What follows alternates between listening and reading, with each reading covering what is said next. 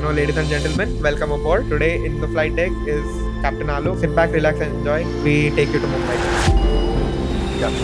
Flight take off అనేది డిఫికల్ట్గా ఉంటుందా, landing అనేది డిఫికల్ట్ ఉంటుందా? ఇప్పుడు ఎట్లయితే భూమి పైన కొన్ని ట్రాఫిక్ రూల్స్ అండ్ రెగ్యులేషన్స్ అయితే ఉంటాయో అట్లా ఏమైనా ఉంటాయో ఆటో పైలట్ మోడ్ సెట్ చేసేస్తారు కదా, మళ్ళీ వీళ్ళు ఏమైనా డ్రింక్స్ స్మోకింగ్ అట్లా ఏమైనా చేస్తారా అని.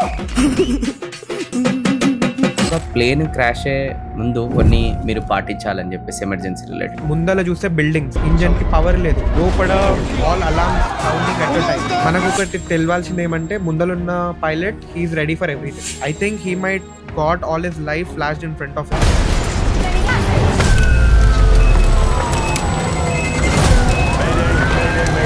సో ఏదైతే అహ్మదాబాద్ లో లండన్ కి వెళ్ళే ఫ్లైట్ ద బోయింగ్ 787 చాలా advanced air craft. It's a wide body air craft. Passengers ఎక్కడైతే కాలిపోతున్నారో ఆ వీడియోస్ ని అట్లే ఇన్స్టాగ్రామ్ లో పోస్ట్ చేస్తున్నారు.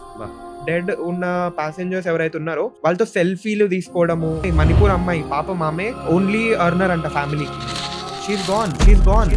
ఎయిర్లైన్ అని చెప్పి, ఎయిర్ క్రాఫ్ట్ అని చెప్పి, పైలట్ అని చెప్పి, ఇంజన్స్ అని చెప్పి బ్లేమ్ గేమ్ నడుస్తుంది. ఆ టీఆర్పీ కోసం చాలా కాంట్రవర్సీ. వాళ్ళకి ఫ్లాప్స్ అంటే ఏంటో తెలీదు. They are talking about flaps. Okay, aviation experts are coming and sitting in the TV channels. నేను అనుకున్నదే correct. Electrical failure, hydraulic system failure, dual engine failure. I can tell you one thing, the pilot has fought until the last.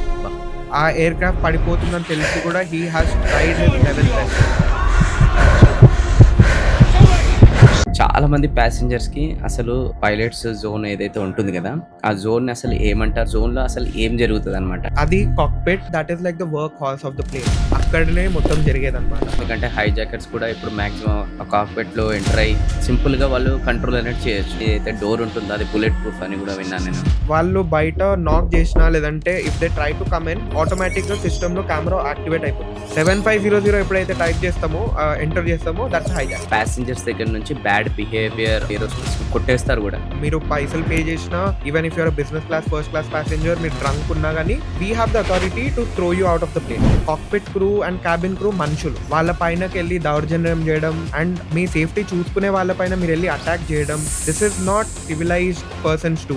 So basic salary అనేది domestic ఎవరైతే fly చేస్తారు కదా వాళ్ళకి ఎంత ఉంటుంది? Whatever the salary is, it is high. అరాచకమైన pay ఉంటుంది అనమాట. Somewhere between starting salary around per month. ఆకాశంలో కొన్ని బ్యూటీస్ అనేది ఉంటాయి. Sunset time is my favourite. ఆ టైంలో ఉండే కలర్స్, క్లౌడ్స్ ఉంటాయి, క్లౌడ్స్ ని పెనిట్రేట్ చేసుకుంటూ పైకి వెళ్తాం.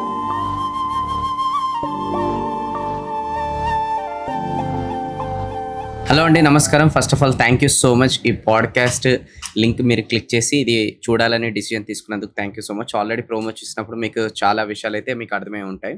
సో ఈరోజు మన గెస్ట్ వచ్చేసి యంగ్ ఐస్పైరింగ్ పైలట్ వచ్చేసి అలోక్ రెడ్డి గారు. సో యాక్చువల్గా ప్రాపర్ నేటివ్ ప్లేస్ వచ్చేసి మహబూబ్ నగర్, బట్ ఇక్కడ హైదరాబాద్లోనే పుట్టి పెరిగి దాని తర్వాత గ్రాడ్యుయేషన్ కూడా ఏదైతే ఉందో మన శ్రీ చైతన్య అనేది స్కూలింగ్ చేసి ఇంటర్మీడియట్ కూడా నారాయణలో చేసి దాని తర్వాత బిట్స్ పిలా అని దుబాయ్కి వెళ్ళి అక్కడ ఇంజనీరింగ్ అనేది కంప్లీట్ చేసుకొని దాని తర్వాత యూఎస్కి వెళ్ళి మళ్ళీ అక్కడ కమర్షియల్ పైలట్ లైసెన్స్ కోర్స్ అనేది కంప్లీట్ చేసి 2024లో అఫీషియల్గా కమర్షియల్ పైలట్గా లైసెన్స్ తీసుకొని డొమెస్టిక్ అండ్ ఇంటర్నేషనల్ ఫ్లైట్స్ అనేది నడిపించే ఎలిజిబిలిటీ వచ్చేసి ఈరోజు సక్సెస్ఫుల్గా జర్నీ అనేది ముందరికి తీసుకెళ్తున్నాను. సో ఈ పాడ్కాస్ట్ ఎందుకు ఇంపార్టెంట్, ఎవరికి ఇంపార్టెంట్ అనేది మీరు తెలుసుకోవాలి ఈరోజు. ఎందుకంటే అబ్దుల్ కలాం గారు ఏమన్నారంటే కళలు అనేది అది కాదు ఏదైతే నిద్రపోయిన తర్వాత మనకు కంటామో, కళలు అనేది అది ఏదైతే మనకు నిద్రపోకుండా చేస్తాయి. ఎందుకంటే చాలా మందికి ఎలా ఉంటుంది అంటే ఫస్ట్ ఆఫ్ ఆల్ ఫ్లైట్ ఎక్కాలని లోవర్ మిడిల్ క్లాస్ వాళ్ళకి ఒక డ్రీమ్ అనేది ఉంటుంది. నాకు కూడా చాలా సందర్భాల్లో ఉండే, ఈరోజు అది అచీవ్ అయింది బై గాడ్ గ్రేస్లో. దాని తర్వాత ఇంకా చాలా మందిలో కొంతమందికి మాత్రమే డ్రీమ్ ఉంటుంది, ఫ్లైట్ ఎక్కడం కాదు ఫ్లైట్ నడిపేయాలనే డ్రీమ్ ఉంటుంది అనమాట. సో అది అందరి వల్ల కాదు, అది కొంతమందికి మాత్రమే అది సాధ్యమవుతుంది. ఎందుకంటే దాని తగ్గట్టు వాళ్ళ డెడికేషన్ కమిట్మెంట్తోనే అది పాసిబుల్ అవుతుంది. సో అది పాసిబుల్ చేసిన వ్యక్తి ఈరోజు మన కళ్ళ ముంగట ఉన్నారు. సో అందుకోసమే కంప్లీట్గా చాలా విషయాలు అనేది ఇప్పుడు మేము డిస్కస్ అనేది ఏదైతే చేయబోతున్నామో మీరు పూర్తిగా ఎండ్ వరకు ఉండి పాడ్కాస్ట్ అనేది దయచేసి వినాలని నేను కోరుకుంటున్నాను అనమాట. హలో అండి, నమస్కారం. హలో వికే గారు, how you? All good, super good. చాలా హ్యాపీగా అనిపిస్తుంది ఇలాంటి యంగ్ ఆస్పైరింగ్ తోని ఇలా కూర్చొని పాడ్కాస్ట్ చేయడం. Thank you so much for inviting. Thank you, it's our pleasure, honour. అయితే చాలా విషయాలు అనేది మనం ఇప్పుడు డిస్కస్ చేద్దాం అనమాట. ఒక కామన్ పీపుల్ కూడా ఇది అర్థమయ్యేటట్టు ఉండాలని నేను అనుకుంటున్నాను అనమాట. అయితే ఇప్పుడు యాజ్ ఏ పైలట్గా ఓకే. మీకు ఫ్లైట్ టేక్ ఆఫ్ అనేది డిఫికల్ట్‌గా ఉంటదా? ల్యాండింగ్ అనేది డిఫికల్ట్‌గా ఉంటదా? చెప్పాలంటే 2 ఉంటాయి. బట్ ఆ! ఆ రెండిట్లో కూడా మోస్ట్ డిఫికల్ట్ ఏముంటది? సో, మేము ఎప్పుడైతే ఫ్లై చేస్తామో మాకు క్రిటికల్ ఫేజ్ ఆఫ్ ఫ్లైట్ అంటామనమాట. So, one is when we are on the ground. Ground పైన ఉన్నప్పుడు మేము ఎళ్ళే రూట్స్ అవన్నీ ప్రాపర్‌గా చూసుకోవాలి. So, that is a critical phase. We can't అంటే మాకు ఒక రౌట్ ఇచ్చిన తర్వాత నేను వేరే రౌట్‌కెళ్ళలేను. సో, గ్రౌండ్ టాక్సీయింగ్ ఒక క్రిటికల్ ఫేజ్ ఆఫ్ ఫ్లైట్. దాని తర్వాత take off. Take off obviously ఒక క్రిటికల్ ఫేజ్ ఆఫ్ ఫ్లైట్. ఎందుకంటే ఆ టైంలో మనం చాలా పారామీటర్స్ చూసుకోవాలి. స్పీడ్ గెయిన్ అవ్వడం అట్లాంటివన్నీ పారామీటర్స్ చూసుకుంటాం. దాని తర్వాత యాస్ వి క్రూజ్ అప్, క్రూజింగ్‌లో అంత స్ట్రెస్ ఉండదనమాట. It is all fuel management. మనం ఫ్యూయల్ మేనేజ్‌మెంట్ జేయాలి అంతే పైకెళ్ళిన తర్వాత. And also communication with ATC always. And ల్యాండింగ్‌కి ఒక 20-30 మినిట్స్ ముందు when we start our descent down ఆ టైం కొంచెం క్రిటికల్ ఉంటుంది. ఎందుకంటే you will be coordinating with air traffic controller while you are flying the plane. So, ఆ టైంలో నాకు కొంచెం ఛాలెంజింగ్ అండ్ కొంచెం కాన్షియస్‌నెస్ ఉండాలి అనిపిచ్చే క్రిటికల్ ఫేజ్ ఇస్ ల్యాండింగ్. అయితే ఇప్పుడు ఫ్లైట్ టేక్ ఆఫ్ అయిన తర్వాత కూడా ఇప్పుడు ఎట్లయితే భూమి పైన కొన్ని ట్రాఫిక్ రూల్స్ అండ్ రెగ్యులేషన్స్ అయితే ఉంటాయో, హుహు. అట్లా మీరు పైన కూడా ట్రాఫిక్ రూల్స్ అండ్ రెగ్యులేషన్స్ లాగా అట్లా ఏమైనా ఉంటాయా మీకు కూడా? సో, పైకెళ్ళిన తర్వాత రూల్స్ అండ్ రెగ్యులేషన్స్ అంటే it depends upon the air traffic controller. హ్మ్. సో, మనకి కింద పోలీస్ లేదంటే వీళ్ళెట్లనో మాకు హ్మ్. ఎయిర్ ట్రాఫిక్ కంట్రోలర్ అట్లా వాళ్ళెట్లా చెప్తే హ్మ్. మేము అలా జేయాలనమాట. ఓకే. ఎందుకంటే మాకు మేమెక్కడున్నామో కనిపిస్తది. వాళ్ళకి అందరెక్కడున్నారో కనిపిస్తది. So, in the interest of safety of the air space ఉట్టి ఎయిర్ క్రాఫ్టే కాదు ఆ ఎయిర్ స్పేస్ వాళ్ళు మాకు కొన్ని రెస్ట్రిక్షన్స్ ఇవ్వచ్చు. అంటే లెట్స్ సే మేము ల్యాండింగ్‌కి వస్తుంటే if there is a high volume of traffic అంటే చాలా ట్రాఫిక్ ఉన్నాయి మా ముందు. సో, వాళ్ళేం జేస్తారంటే మాకు ఒక పర్టిక్యులర్ ప్లేస్‌లో హోల్డ్ జేయమంటారు. సో, హోల్డింగ్ అంటే మీరు ఎనీ టైమ్ ఎప్పుడైనా ఫ్లై చేస్తుంటే like busy airports Mumbai, Bengaluru, Delhi, Hyderabad some times మీరు అట్లాంటి ఎయిర్‌పోర్ట్ దగ్గర ఎళ్ళినప్పుడు గాల్లోనే సర్కిల్స్ కొడుతున్నట్టు మీకనిపిస్తుంది. So, that we call as holding pattern.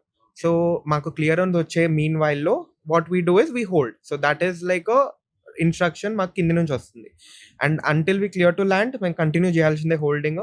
Landing clearance వచ్చిన తర్వాత వి join on to the runway. Okay. And అలానే ఇప్పుడు పైన ఎళ్ళిన తర్వాత ఇప్పుడు మీ ముందల ఫ్లైటో లేదంటే ఎనకాల ఫ్లైట్‌లో ఇట్లా ఉంటాయి గదా! అవి హ్మ్. తెలుస్తాయి గదా మీకు? సో, మాకు టీకాస్ అని ఉంటది. Traffic collision avoidance system. అది ఆల్వేస్ మానిటర్ చేస్తూనే ఉంటుంది మా ఫ్లైట్‌ని.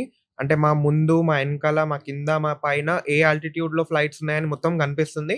అండ్ ఆల్సో ఆహ్, ఒకవేళ ఏదన్నా అన్‌ఫార్చునేట్ సిట్యుయేషన్‌లో వెరీ క్లోజ్ వస్తే ఆటోమేటిక్‌గా వార్నింగ్ అనేది ఇష్యూ చేస్తుంది. అండ్ ఆ సిస్టమే ఇప్పుడున్న జనరేషన్‌లో ఎవ్రీథింగ్ ఈస్ ఆటోమేటెడ్. అండ్ అంత హై లెవెల్ ఎఫిషియంట్ ఉన్న మషీన్ ఆటోమేటెడ్ లేకపోతే చాలా కష్టం. ఎందుకంటే పైలట్స్ సమ్‌టైమ్స్ మాకు రియాక్ట్ అయ్యే టైం తక్కువుండొచ్చు. కానీ సిస్టమ్ ఇమ్మీడియేట్‌గా సెన్స్ చేస్తుందనమాట. సో, ఆ traffic collision and avoidance system ఎప్పుడు యాక్టివ్‌లోనే ఉంటుంది. అండ్ అది మాకు చెప్తుంది ఒకవేళ ట్రాఫిక్ దగ్గరికొస్తే దూరం ఎళ్తుంటే what reaction we should take అని చెప్పి ఆల్రెడీ మాకు అక్కడ స్క్రీన్ పైన ఇన్‌స్ట్రక్షన్స్ వస్తాయి.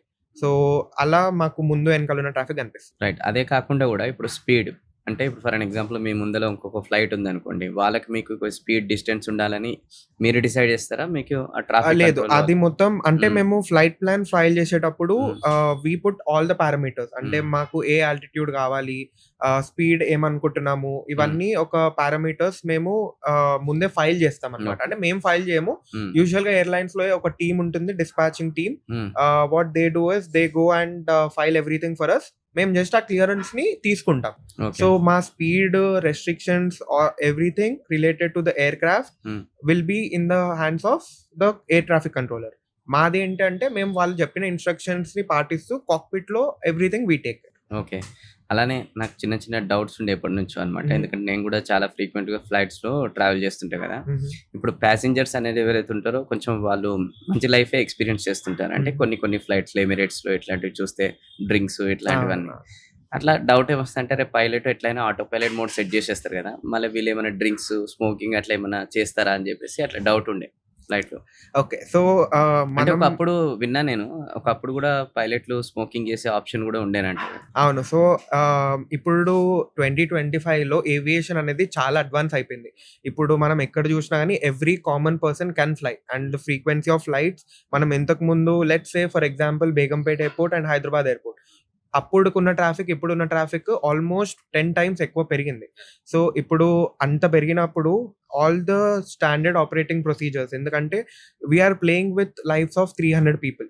మన దగ్గర ఉన్నది 300 పీపుల్ ఉంటారు. సో, మనం ఆ రెస్పాన్సిబిలిటీ తీసుకున్నప్పుడు వాట్ మన లోపల ఉండాల్సిన ఇంటెంట్ ఒకటి ఫస్ట్ అన్నమాట. అంటే మనకుండాలి అది. మనం ఇట్లాంటివి చేయొద్దు. ఫ్లై చేసేటప్పుడు ఎవ్రీథింగ్ షుడ్ బి కాన్షియస్. అంటే కాన్సంట్రేషన్ అనేది చాలా important. That I always say. And second thing అనేది ఎయిర్‌లైన్స్. ఎయిర్‌లైన్స్ ఒక రెస్ట్రిక్షన్ అనేది పెడుతుంది పైలట్స్ పైన. So, let's say drinking or smoking detect అవ్వదు. ఐ డోంట్ నో ఇట్లా స్మోకింగ్ ఏం చేస్తారు అని. But drinking, yes, we do have a restriction. What we say is bottle to throttle. అంటే తాగినప్పటి నుంచి థ్రాటిల్ దగ్గరికెళ్ళేంత వరకు ఒక డ్యూరేషన్ ఉంటుంది. So, that differs between countries, regulations and airlines also. So, నేను పర్సనల్‌గా తాగను. I don't drink. But usually safe operating limitation is 24 hours. So, 24 hours వరకు తాగిన తర్వాత you can't fly the aircraft. అంటే మీరు ఎప్పుడైతే టేక్ ఆఫ్ కన్నా ముందు ఎయిర్‌పోర్ట్‌లో ఎంటర్ కాంగానే హుహు. ఏదైతే మాకు జనరల్ ప్యాసింజర్స్‌కి ఎట్లయితే చెక్ ఇన్ ప్రాసెస్ ఉంటదో, హుహు. మీకు కూడా చెక్ ఇన్ ప్రాసెస్‌లో ఈ ఆల్కహాల్ తీసుకురా లేదా అని చెక్ చేస్తారా? అవును. సో, ఎవ్రీ ఫ్లైట్‌కి ముందు డిస్పాచ్ అనేది ఉంటుందన్నమాట. సో, ఇన్ ద డిస్పాచ్ మనం ఎళ్లి అక్కడ BA చెక్ చేస్తాం first. Breath analyser test. So, అది mandatory for every pilot and cabin crew. So, అది పాజిటివ్ రావొద్దు. That should be negative. అప్పుడే మనకి క్లియరెన్స్ వస్తది ఫ్లై చేయడానికి. ఒకవేళ పాజిటివ్ వస్తే there will be consequences. You will be grounded and చాలా కాన్సిక్వెన్సెస్ ఉంటాయి. సో, అది అంత స్ట్రిక్ట్ ఉంది కాబట్టే we have the air travel is more safer than any other means. So, అది అయిపోయిన తర్వాత వి take care of the documentation, pre flight everything and then get into the cockpit. మనకి జస్ట్ సెక్యూరిటీ అనేది common ఉంటుంది for passengers and for pilots. But other than that the dispatch handles everything. Right.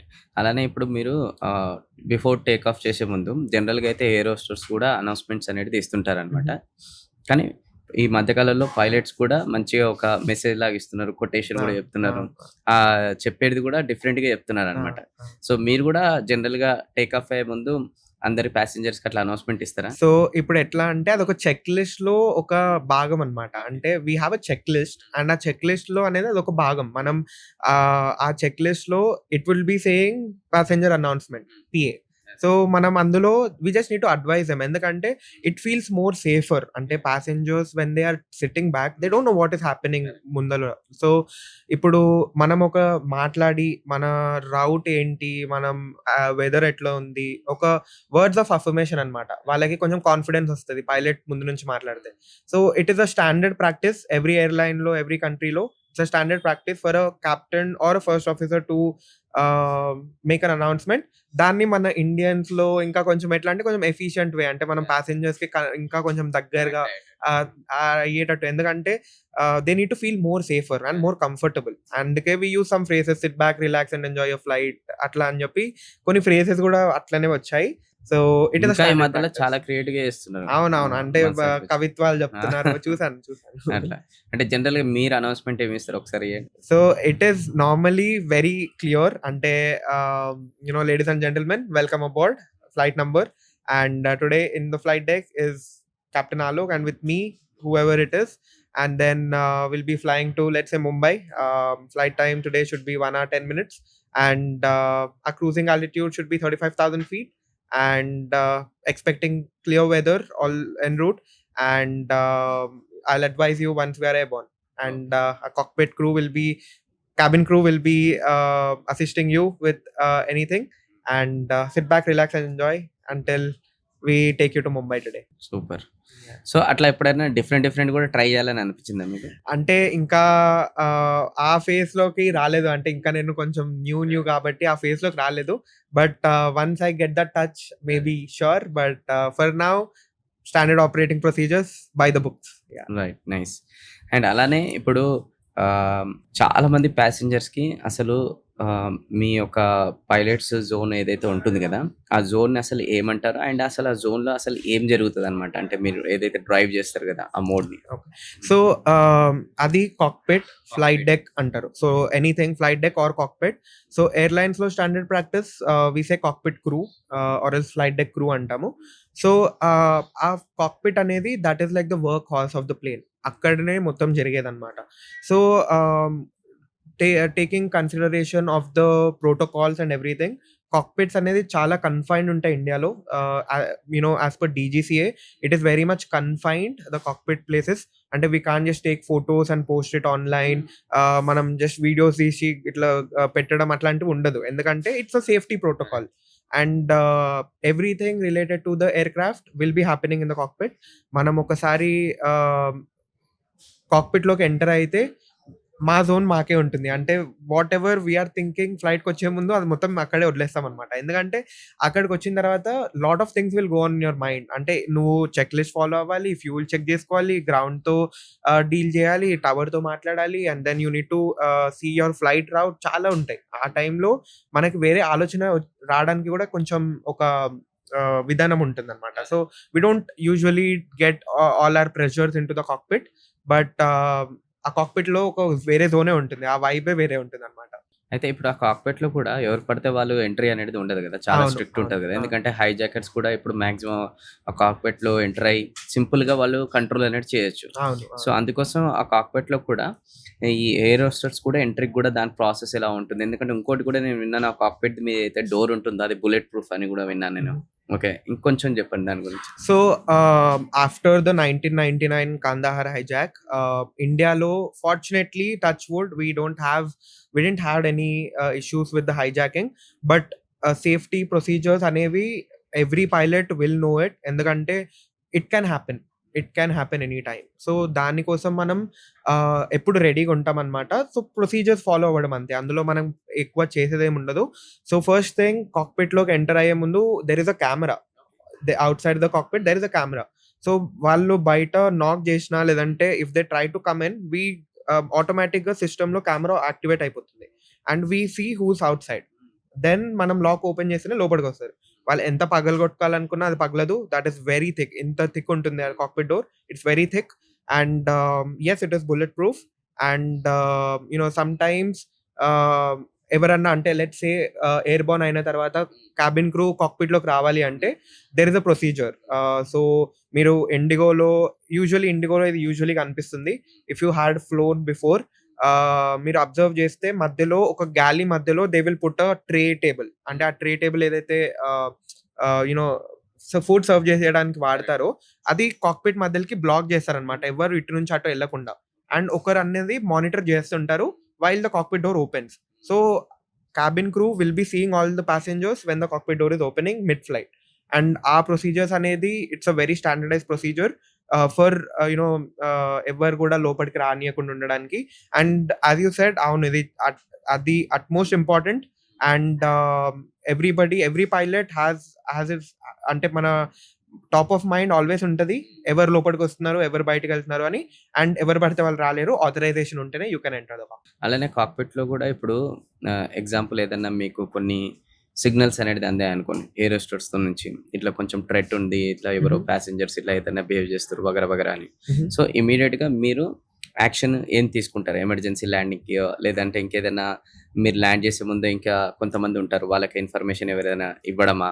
అట్లా process ఏముంటది? ఎవరన్నా passengers దగ్గర నుంచి bad behaviour or something కొన్ని సందర్భాల్లో ఎయిర్ హోస్టెస్ కొట్టేస్తారు గూడా. హ్మ్. హ్మ్. ఏది ఒకసారి ఫ్లైట్ అవును. పైన ఒకసారి జర్నీ పాస్ అయితుంటే. సో, ఆ మొమెంట్‌లో మీరేం జేస్తారప్పుడు? మీకేదైనా ఇన్ఫర్మేషన్ వచ్చినప్పుడు? సో, ఫస్ట్ థింగ్ సార్, మనకి everything related to the aircraft pilot in command చేతిలో ఉంటుంది. So, first officer and captain ఉంటారు కాబట్టి, captain has the full authority of the aircraft. మనం ఒకసారి ఎయిర్‌క్రాఫ్ట్‌లో ఎంటర్ అయిపోయిన తర్వాత he has every authority he could do it. Because అతని చేతిలో ఫ్లైట్ సేఫ్టీ అనేది ఉంటుంది కాబట్టి, the DGCA and every other organisations related to civil aviation ఒక ప్రివిలేజ్ ఇచ్చారనమాట పైలట్ ఇన్ కమాండ్‌కి. That he has the authority to offload anybody or he can take any decisions. Let's say మన air traffic controller చెప్పిన దానికి you know captain might have felt it would not be very much aligning, అంటే ఏదో safety పరంగా ఉండదేమో అని ఒక doubt వస్తే హీ కెన్ డిసోబే దెమ్, అంటే వాళ్ళ మాటలు వినకుండా మన ఫ్లై మనం చేయొచ్చు. కానీ it should be in the interest of safety, అంటే సేఫ్టీగా aircraft safety is main priority. So దానికి pilot in command, what we call captain, అందరు కెప్టెన్ అంటారు but we say pilot in command. So pilot in command has all the authority. ఎవరైనా ఇట్లాంటి passengers ఉంటే ఇమీడియట్గా off-load చేయడం, ఒకవేళ గ్రౌండ్లో ఉంటే సెక్యూరిటీ పర్సనల్ని పిలిచి we can offload him. We have all the authority. మీరు పైసలు పే చేసినా, even if you're business class first class passenger, మీరు డ్రంక్ ఉన్నా కానీ we have the authority to throw you out of the plane. So ఇంకొకటన్నా, I have been observing this so much. అంటే okay, ఇప్పుడు అందరూ ప్రతి ఒక్కరు ఫ్లై చేస్తున్నారు, everybody has been getting the privilege to fly. Correct. But వాళ్ళకి ఒక విషయం అర్థం అవ్వట్లేదు, ఏంటంటే cockpit crew and cabin crew మనుషులు, వాళ్ళు మనుషులు. వాళ్ళ పైనకెళ్ళి దౌర్జన్యం చేయడం, ఇప్పుడు ఫ్లైట్ డిలే అయితే there might be hundreds of reasons, and మీరు సేఫ్టీ పైన మీ టైం పెడితే you're compromising the safety, and మీ సేఫ్టీ చూసుకునే వాళ్ళపైన మీరు వెళ్ళి అటాక్ చేయడం, this is not what a civilised persons do. మనం ఇప్పుడు okay, everybody is getting a privilege to fly. యూజువల్గా మన ఓల్డెన్ డేస్లో ఎట్లా ఉంటుండే, పైసలు ఉన్నోళ్ళే ఫ్లై చేస్తుండే. ఇప్పుడు everybody it is affordable for everybody. మనం ఒక దగ్గరికి వెళ్తున్నప్పుడు how we behave our self also matters. So airline staff కానీ, అంటే గ్రౌండ్ స్టాఫ్, కాక్పిట్ స్టాఫ్, పైలట్ని వెళ్ళి కొట్టడం, కాక్పిట్ క్రూతోన ఆర్గ్యుమెంట్ అవ్వడం, లేదంటే క్యాబిన్ క్రూతోన వల్గర్గా బిహేవ్ చేయడం, these all things says that the aviation ఇండస్ట్రీలో ఒక ఎంప్లాయీగా ఉండడం అంటే there are lot of things. Okay, మనం అందరికి ఒక గ్లామరస్ ఫీల్డ్ అనిపిస్తుంది aviation. It is not a glamorous field. మనకు బయట కనిపించేది ఓన్లీ గ్లామరస్ ఉంటుంది, కానీ what everybody face is different. ఇది అందరికి అర్థం అవ్వాలి. What they go through is also very important. Sleep ఉండదు, ఫ్యామిలీతో టైం స్పెండ్ చేసే ఉండదు. ఎవ్రీబడి సీస్ ఓన్లీ ఓకే, ఏవియేషన్లో ఉన్నాడు, పైసలు వస్తాయి, కానీ you don't see that whatever we're going through. మాకు లైఫ్ స్పాన్ చాలా తగ్గిపోద్ది, ఎందుకంటే మేము ఆల్వేస్ యూవీకి ఎక్స్పోజ్ అయి ఉంటాం. సో అది చూడరు ఎవరు. అండ్ ఇది అనేది చాలా ప్రాక్టీస్ అయిపోయింది. ఏది ఎయిర్లైన్ రిలేటెడ్ డీలేస్ ఉన్నా, ఏది ఉన్నా కానీ వెళ్ళి స్టాఫ్ పైన చూపించడం. దట్ టుడే ఈ పోడ్కాస్ట్లో I want to point it out very much, because ఇది కూల్ కాదు. అంటే అందరూ ఎట్లా అనుకుంటారు అంటే, అరే నేను వైరల్ అయిపోతున్నా, వాళ్ళని కొట్టి వైరల్ అయిపోతున్నా అని. కానీ what they are doing is very much appreciable. ఎందుకంటే ఈరోజు ఒక ఫ్లైట్ సేఫ్టీ కానీ ఏదన్నా ఉన్నా, పైలట్కి అతని కన్నా వెనకాల ఉన్న వాళ్ళ రెస్పాన్సిబిలిటీ చాలా ఎక్కువ ఉంటుంది. క్యాబిన్ క్రూ వాళ్ళు పిల్లలు చాలా మంది ఇప్పుడు క్యాబిన్ క్రూ అవ్వాలంటే 18 ఉంటే చాలు. And there are kids who are doing their job. అంటే వాళ్ళకి ఇట్ ఈస్, అంటే వాళ్ళు ఎందుకు ఇందులోకి వచ్చారో మనకు తెలియదు, కానీ they are doing something which they are train to.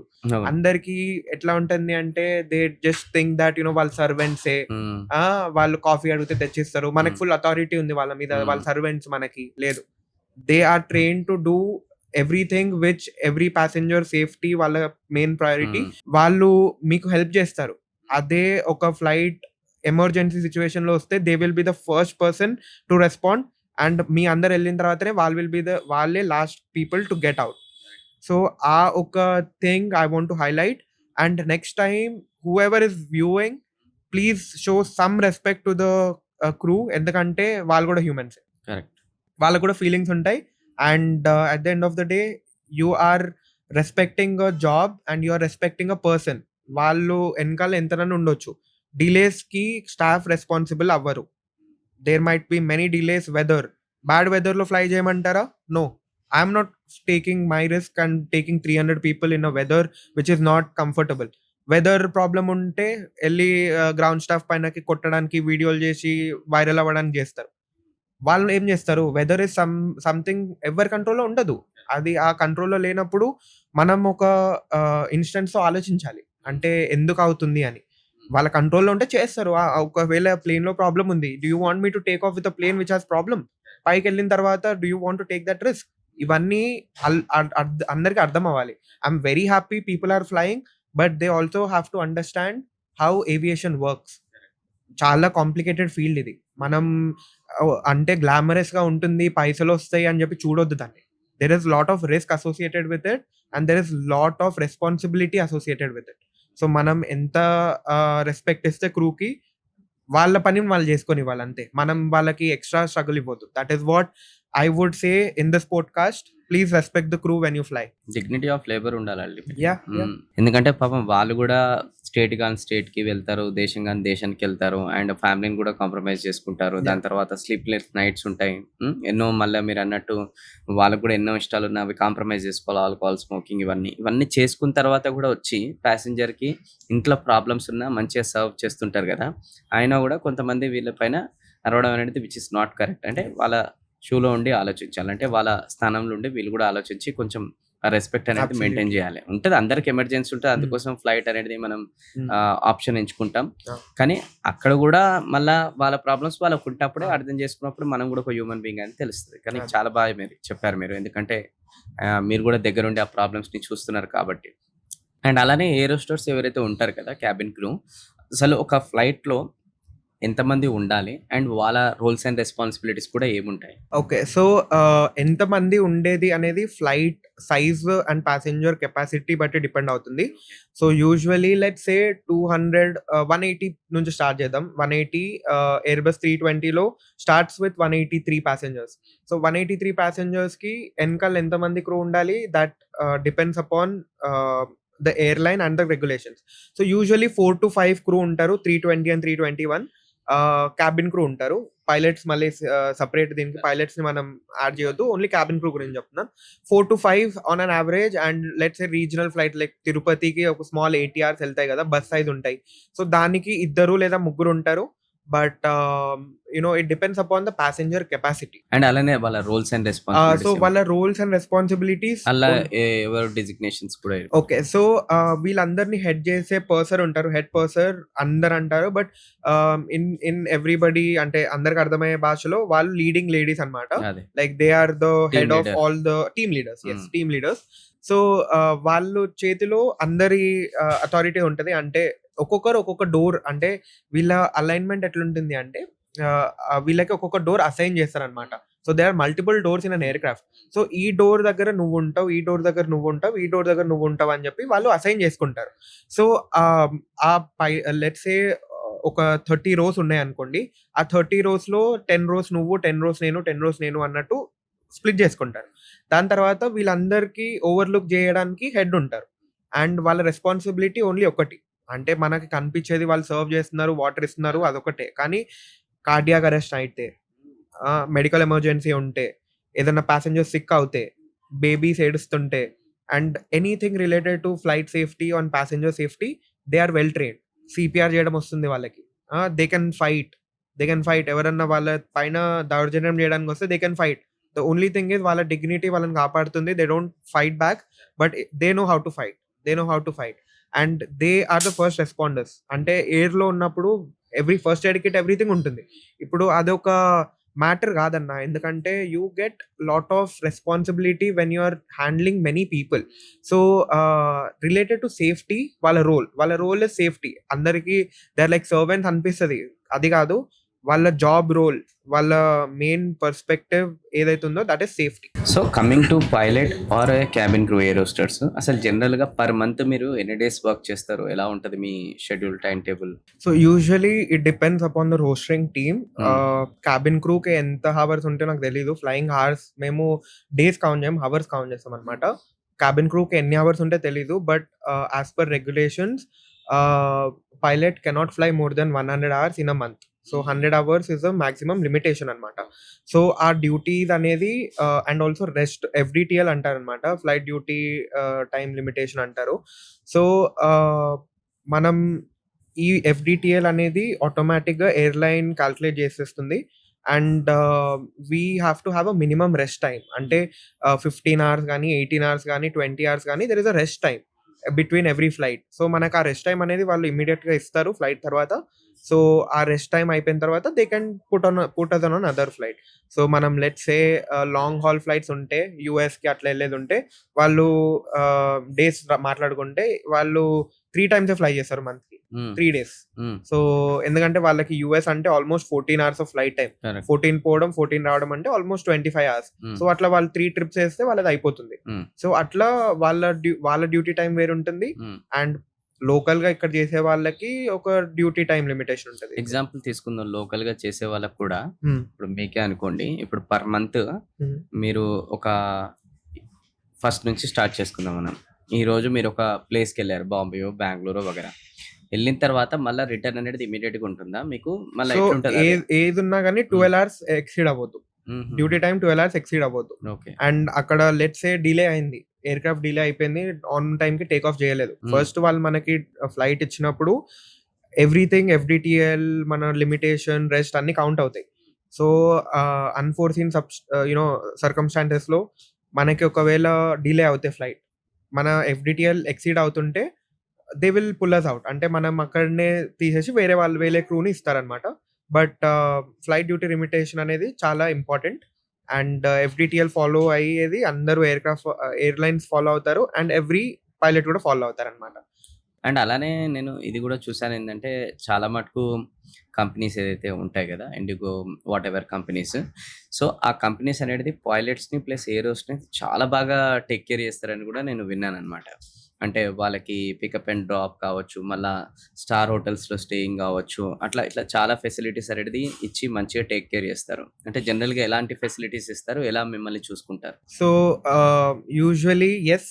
Whatever you said మీరన్నది మొత్తం కరెక్టే.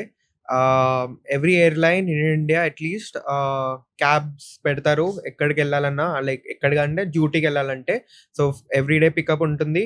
ఇంటి దగ్గర నుంచి ఎయిర్‌పోర్ట్‌కి కరెక్ట్ డ్యూటీ టైమ్ వరకి వాళ్ళు డ్రాప్ చేస్తారు. సో, మనకిక్కడ ఆ ఎక్స్‌క్యూజ్ ఉండదు. మనం అరే ట్రాఫిక్‌లో ఉండాను అని. అయితే నాకదే చిన్న డౌటుండే ఏందంటే, యాహ్! ఇప్పుడు ప్యాసింజర్స్ మేము హ్మ్. ఒక్కసారి బోర్డింగ్ టైమ్‌కి 5 మినిట్సో ఆర్ 2 మినిట్స్ లేట్ ఉన్న ఒక్కసారైతే నాకు 1 మినిటే లేట్ ఉండే. ఆ! దాని తర్వాత క్యాన్సెల్ అంటే క్యాన్సెల్ ఇంకా. అంటే అవును. వి అవును. ఆర్ నాట్ అలౌడ్ అని ఆ! చెప్పేసారనమాట. ఆ! అలా మీకు గూడా ఎందుకంటే మేము నాట్ అలౌడ్ అంటే నెక్స్ట్ ఫ్లైట్ బుక్ చేసుకుంటా ఒక సీటే నాది. అవును. మీరు ఒకవేళ లేట్ అయితే అసలు ప్రొసీజర్ ఏముంటదసలు సో, మీకు? ఎవ్రీ టైమ్ అంటే ఆల్‌వేస్ హ్మ్. అంటే చాలా మంది పైలట్స్ ఉంటారు గదా! హ్మ్. పైలట్స్ గాని, క్యాబిన్ క్రూ గాని. హ్మ్. సో, అందరికి స్టాండ్ బై పైన ఉంటారు hmm. Always. Oh! At every time there will be somebody stand by పైన. హ్మ్. మన డ్యూటీలో స్టాండ్ బై అనే ఉంటది. హ్మ్. అంటే మనం ఎవరన్నా ఇట్లా మిస్ అయినా, హ్మ్. లేదంటే ఎవరన్నా హెల్త్ ఇష్యూ. హెల్త్ ఇష్యూ అట్లాంటిది ఎవరైనా లాస్ట్ మినిట్ సిక్ హ్మ్. పెట్టినా, హ్మ్. లీవ్ పెట్టినా, హ్మ్. ఆ స్టాండ్ బైలో ఉన్నోళ్ళని పుల్ ఔట్ జేసి అది ఆపరేట్ జేయమంటారు. So, okay. ఎవ్రీబడీ ఎయిర్‌పోర్ట్‌లో గాని, ఇంట్లో గాని స్టాండ్ బై పైన ఉండాలి. హ్మ్. స్టాండ్ బై పైన ఉంటే మనం ఎప్పుడన్నా వాళ్ళు కాల్ జేస్తారు. మనం యూనిఫార్మ్ యేసుకొని ఎళ్ళిపోయేటట్టు ఉండాలి. సో, హ్మ్. ఒకవేళ ఎయిర్‌పోర్ట్‌లో అంటే మనం ఎయిర్‌పోర్ట్‌లో ఒక 8 అవర్స్ స్పెండ్ జేయాలి. మనల్ని మధ్యలో ఎప్పుడైనా పుల్ జేసుకొని ఫ్లైట్ హ్మ్. ఆపరేట్ జేయమని జెప్తారు. ఓకే. సో, అట్లాంటి లేట్ అయ్యే సిట్యుయేషన్‌లో ఉంటది. నార్మల్‌గా హ్మ్. యూజువల్‌గా లేట్ అవ్వదు. ఎందుకంటే ఎయిర్‌లైన్ వాళ్ళు క్యాబ్ అవన్నీ ప్రొవైడ్ హ్మ్. జేసేటప్పుడు they consider the fact of traffic everything. ఆ అది టైం ఓకే. వరకి వాళ్ళ దగ్గర నుంచయితే ఓకే. అది. ఒకవేళ మీ దగ్గర సో, నుంచి ఇది ఉంటే ఇట్లా. ఎలాంటి పనిష్మెంట్ ఆర్ ఎట్లాంటి రూల్ ఉంటది? పనిష్మెంట్ ఏముండదు. Penalty or whatever. ఒక కాషన్ లెటర్ లేదా వార్నింగ్ లెటర్ ఆ! ఇస్తారేమో. ఆ! ఎందుకంటే మనం వచ్చేది ఎయిర్‌లైన్ క్యాబ్‌లో వస్తాం. హ్మ్. సో, వాళ్ళు మనల్ని పాయింట్ ఔట్ చేసేదేం లేదు. అహా! లేదు. ఇంటి హ్మ్. దగ్గర నుంచి లేటో ఏదో ఒకటి ఉంటది గదా! రీజన్స్. ఇంటి దగ్గర నుంచి లేట్ అట్లా అవుతే చెప్తారు. అంటే హ్మ్. అంత స్ట్రిక్ట్ అవ్వదు అందులో. హ్మ్. ఎందుకంటే they will have somebody. But అంటే ఏదో కాషన్స్ 2, 3 ఇస్తారు. సార్లు అట్లా. ఫ్రీక్వెంట్‌గా రిపీట్ హ్మ్. అవుతే కాషన్ లెటర్, వార్నింగ్ లెటర్స్ ఇస్తారు. హ్మ్. And that is not good. ఎవరి ప్రొఫైల్‌లో అయినా caution and warning letter is not good. So, అలానే ఇప్పుడు రీసెంట్‌గా జరిగిన ఇన్సిడెంట్ గురించి కూడా మనం మాట్లాడుకుందాం. ఎందుకంటే చాలా మందికి చాలా మిత్స్ ఉన్నాయన్నమాట. ఒక్కొక్కరు ఒక్కొక్కటి పొద్దుందాకా అనుకుంటున్నారు. కానీ వాస్తవాలు ఏంటనేది ఈరోజు మీలాంటి వాళ్ళకనేది క్లియర్‌గా తెలుస్తదన్నమాట. సో, ఏదైతే అహ్మదాబాద్‌లో లండన్‌కి వెళ్ళే ఫ్లైట్ ఏఐ మన 171 ఏదైతే ఉందో, సో, ఆ ఫ్లైట్ అసలు దాని ఒక స్పెషాలిటీ ఏంటి? అండ్ ఎంతమందిని క్యారీ చేస్తుంది? అండ్ దాని తర్వాత ఎగ్జాక్ట్‌గా టేక్ ఆఫ్ అయిన తర్వాత ఏం జరిగి ఉంటుంది? అండ్ దాని తర్వాత ఇప్పుడు ఏదైతే మిత్స్ వినిపిస్తున్నాయో మీకు కొన్నిసార్లు అది చూసినప్పుడు కూడా మీడియాలో అరే! ఇది కరెక్ట్ కాదు. ఇది మొత్తం కూడా రాంగ్. ఎందుకంటే కొంతమందిని డైరెక్ట్‌గా పైలట్‌నే బ్లేమ్ చేస్తున్నారు. రైట్? సో, అట్లా చాలా జరుగుతున్నాయి గదా! మీరు చెప్పండి మీ పాయింట్ ఆఫ్ వ్యూ ఈ ఇన్సిడెంట్ గురించి అసలు కరెక్ట్ ఒపీనియన్ ఏంటి? సో, ఫస్ట్ ఆఫ్ ఆల్ చాలా అన్‌ఫార్చునేట్ కరెక్ట్. ఇన్సిడెంట్. ఇది అయినప్పటి నుంచి నేను పర్సనల్‌గా చాలా ఎఫెక్ట్ అయినా. హ్మ్. ఎందుకంటే యూ నో ఏవియేషన్‌లో ఉన్నప్పుడు it feels like family. They are very close అన్నట్టు. అదేంటో అన్న అంటే ఐ హావెంట్ స్లెప్ట్ ప్రాపర్‌లీ అది అయినప్పటి నుంచి మైండ్‌లో థింగ్స్ వర్ రన్నింగ్. అందరికి ఒక హెవీ హార్ట్ ఉంది. రెస్పెక్టివ్ ఆఫ్ ఎయిర్‌లైన్స్ ఎవ్వరైనా గానీ అంటే క్యాబిన్ క్రూ నుంచి పైలట్స్ వరకి ప్రతి ఒక్కరు ఇందులో ఉన్న వాళ్ళకంతా ఒక heavy heart. They are grieving everywhere. So, చాలా సెన్సిటివ్ టాపిక్ ఇది. First thing I would like to clarify, మనం ఇప్పుడు ఏదైతే అనుకుంటామో అది జస్ట్ స్పెక్యులేషన్ అంతే. మనకి ఇంకా ఫైనల్ రిపోర్ట్ రాలేదు. That is what will be main turning point in the cause of the accident. So, చాలా థియరీస్ ఉన్నాయి. మీడియాలో గూడా చాలా స్పెక్యులేషన్స్ అవుతున్నాయి. అండ్ ఎవ్రీవేర్ మనం చూసుకుంటే గూడా బ్లేమ్ గేమ్ నడుస్తుంది. అంటే ఎయిర్‌లైన్ అని జెప్పి, ఎయిర్‌క్రాఫ్ట్ అని జెప్పి, పైలట్ అని జెప్పి, ఇంజిన్స్ అని జెప్పి బ్లేమ్ గేమ్ నడుస్తుంది. ఫస్ట్ ఆఫ్ ఆల్ చాలా మంది చనిపోయారక్కడ. ఆ చనిపోయిన వాళ్ళకి మనం ఇచ్చే లీస్ట్ రెస్పెక్ట్ ఏంటంటే గివింగ్ స్పేస్. హ్మ్. మనం దాన్ని హైలైట్ ఓకే. న్యూస్ అంటే అందరికి మనం వెళ్లి చెప్పాలి. అంటే ఇది అయింది, ఇది అయింది అని. You should not assume what is happening. ఎందుకంటే నేను పర్సనల్‌గా కొన్ని న్యూస్ ఛానెల్స్ చూసాను. అంటే this is coming out of my heart. ఎందుకంటే I have seen some news channels being very TRP rated. అంటే టీఆర్‌పీ అంటే ఇంత ఇంట్రెస్ట్ చూపిస్తున్నారు. They are forgetting that they are humans. ఆ ఒక టీఆర్‌పీ కోసం చాలా కాంట్రోవర్సీస్ క్రియేట్ చేయడం, లేదంటే ఫాల్స్‌గా ఇన్ఫర్మేషన్ స్ప్రెడ్ చేయడం. అండ్ ఆల్సో మనకు తెలీదు. ఏవియేషన్ గురించి తెలీదన్నప్పుడు you have to stay like that. వాళ్ళకి కొంతమంది ఎయిర్ బస్‌ని బోయింగ్ అనడం, ఇట్లాంటి టెక్నికల్ టర్మ్స్ ఏంటంటే మాకు నవ్వొస్తుంటది. వాళ్ళకి ఫ్లాప్స్ అంటే ఏంటో తెలీదు. They are talking about flaps. వాళ్ళకి ఇంజిన్‌కి థ్రస్ట్ అంటే ఏంటో తెలీదు. They are talking about thrust. ఈ ఇన్సిడెంట్ అయినప్పటి నుంచి నేను ఇన్‌స్టాగ్రామ్ ఓపెన్ చేశాను. In fact I stood up for pilots. నేను ఒక ఇన్‌స్టాగ్రామ్ పోస్ట్ పెడితే that has gone very viral. Almost 27 million reach వచ్చింది ఏం దానికి. Better? So, everywhere people were blaming pilots. So, నేను ఒక లైన్స్ అనేది రాసాను for standing up against pilots. మనకి ఇది బ్లేమ్ చేసే టైం గాదు. You have to stand with them. వాళ్ళ లోపల ఏమైందో మనకు తెలీదు. 32 సెకండ్స్ టేక్ ఆఫ్ అయినప్పటి నుంచి 32 సెకండ్స్. మనం 4 టైమ్స్ ఐస్ బ్లింక్ చేసే లోపల దే ఆర్ గాన్. సో, మనకి లోపల ఏమైతుందో తెలవదు. And you will be getting lot of warnings. అట్లాంటి సిట్యుయేషన్ ఉంటే లోపల చాలా వార్నింగ్స్ ఉంటాయి. హ్మ్. స్టాల్ హార్న్, పుల్ అప్, హ్మ్. టెర్రెయిన్ మొత్తం ఉండాల్సిన యాక్టివేట్ మొత్తం అయిపోతాయన్నమాట. హ్మ్. ఇప్పుడు నార్మల్‌గా మనం కార్ డ్రైవ్ చేస్తుంటేనే సీట్ బెల్ట్ పెట్టుకోకపోతేనే ఆ కరెక్ట్. సౌండ్ అనేది వస్తుంది. హ్మ్. అట్లాంటిది ఒక ఎమర్జెన్సీ సిట్యుయేషన్‌లో what will the pilot do? చాలా థింగ్స్ నడుస్తున్నాయి లోపల. అండ్ అతనికి మెయిన్ థింగ్ ఏందంటే ప్లేన్‌ని సేవ్ చేయాలి. కరెక్ట్. ఇక్కడ అన్‌ఫార్చునేట్‌గా కెప్టెన్‌కి టైం లేదు. హ్మ్. మనం ఇంజిన్ రీస్టార్ట్ చేయాలన్నా అసలు ఏమైందో మనకు తెలీదు. హ్మ్. లోపల ఎయిర్‌క్రాఫ్టా? లేదంటే ఎయిర్‌లైనా? ఇష్యూనా? మనకు తెలీదు. హ్మ్. మనం స్పెక్యులేట్ చేయొద్దు. Whatever is happening is very wrong. Hmm. దానికి నేను స్టాండ్ తీసుకున్నాను. That has gone viral. Correct. 27 million reach hmm. వచ్చింది. People are standing to it. Hmm. But what I'm trying to tell is, మనకి ఏవియేషన్ గురించి తెలవనప్పుడు don't act as if you know everything. Hmm. ఇన్‌స్టాగ్రామ్‌లో ఇంతమంది pilots ఉన్నారని నాకు తెలీదు. హ్మ్. అంటే ప్రతి ఒక్కరు పైలట్ లాగా మాట్లాడేస్తున్నారు. అంటే ఫ్లాప్స్ అంటే ఓహ్! ఆ పైలట్ ఫ్లాప్స్ తీయలేదు. ల్యాండింగ్ గేర్ ఎందుకు కిందకుంది? You don't hmm. Know what that creates. Hmm. అది ఎందుకుందో నీకు తెలీదు. హ్మ్. అట్లాంటప్పుడు you don't try to act as your a pilot. అంటే హ్మ్. ఇది I might sound rude, but hmm. I am very much hurt because how it is being portrayed out is not expected. Correct. అంటే ఒక చిన్న dignity maintain చేయాలి. ఎందుకయింది అనేది పక్కన పెట్టి, అయ్యింది, we have to give the people space. Media ఎళ్లి మైకులు పెడతారు ఫ్యామిలీ దగ్గర. That is very much heart breaking. వాళ్ళు ఏమో అక్కడ డీఎన్ఏ శాంపిల్స్ మ్యాచ్ జేసుకోవడానికి, వాళ్ళ లవ్డ్ వన్స్‌ని చూసుకోవడానికి they are trying their level best. They are waiting there. మీరెళ్లి మైక్ పెట్టి చెప్పండి ఎట్లా ఫీల్ అవుతున్నారు. This is not a humanity. TRP కోసం ఒక లిమిట్ ఉంటది. ఆ టీఆర్‌పీ లిమిట్ దాటేస్తున్నారు. That is my main fight against on social media. మీరు వన్ స్టాప్ ఏవియేటర్ అనే అకౌంట్‌లోకెళ్లి చూస్తే I have created a post of about 6-7. ప్రతి ఒక్కటి అట్‌లీస్ట్ 10 మిలియన్ దాటినాయి. And I stood up against this because ఎవరో ఒకరు నించోవాలి. ఒకవేళ నించోకపోతే ద స్టోరీ అనేది ట్విస్ట్ అయిపోతుంది. ఇప్పుడు ఎవరు గట్లా చెప్పకపోతే ఆ బ్లేమ్ గేమ్ అనేది ఆ పైలట్ ఎర్రరే. పైలటే చేసిండు మొత్తం. ఇప్పుడు అందరికి తెలీదు. ఇక్కడున్న వాళ్ళకి అసలు అర్థం అవ్వదు ఏమైంది లోపల అని. అండ్ మనం అనేది ఇన్వెస్టిగేషన్ కోసమన్నా ఆగాలి. లేదంటే ఫాల్స్ అక్యూజేషన్ చేయొద్దు. ఈ రెండిట్లో ఏదో ఒకటి చేస్తే మనకు ఒక క్లారిటీ వస్తది. మనకి టీఆర్పీలు కావాలి, రీచ్ కావాలి, కంటెంట్లు కావాలి. ఇంకా అన్న దౌర్భాగ్యం అంటే I have seen some videos హ్మ్. వేర్ ప్యాసింజర్స్ ఎక్కడైతే కాలిపోతున్నారో ఆ వీడియోస్‌ని అట్లే ఇన్‌స్టాగ్రామ్‌లో పోస్ట్ చేస్తున్నారు. అబ్బా! ఆ ఆ సీన్ నుంచి డైరెక్ట్ పోస్ట్ చేసి దానికి లైక్స్ ఇట్లాంటివి చేస్తున్నారు. ఎంత దౌర్భాగ్యం ఉంటే ఇండియాలో. అండ్ ఇంకొకటి కూడా చెప్తున్నాను.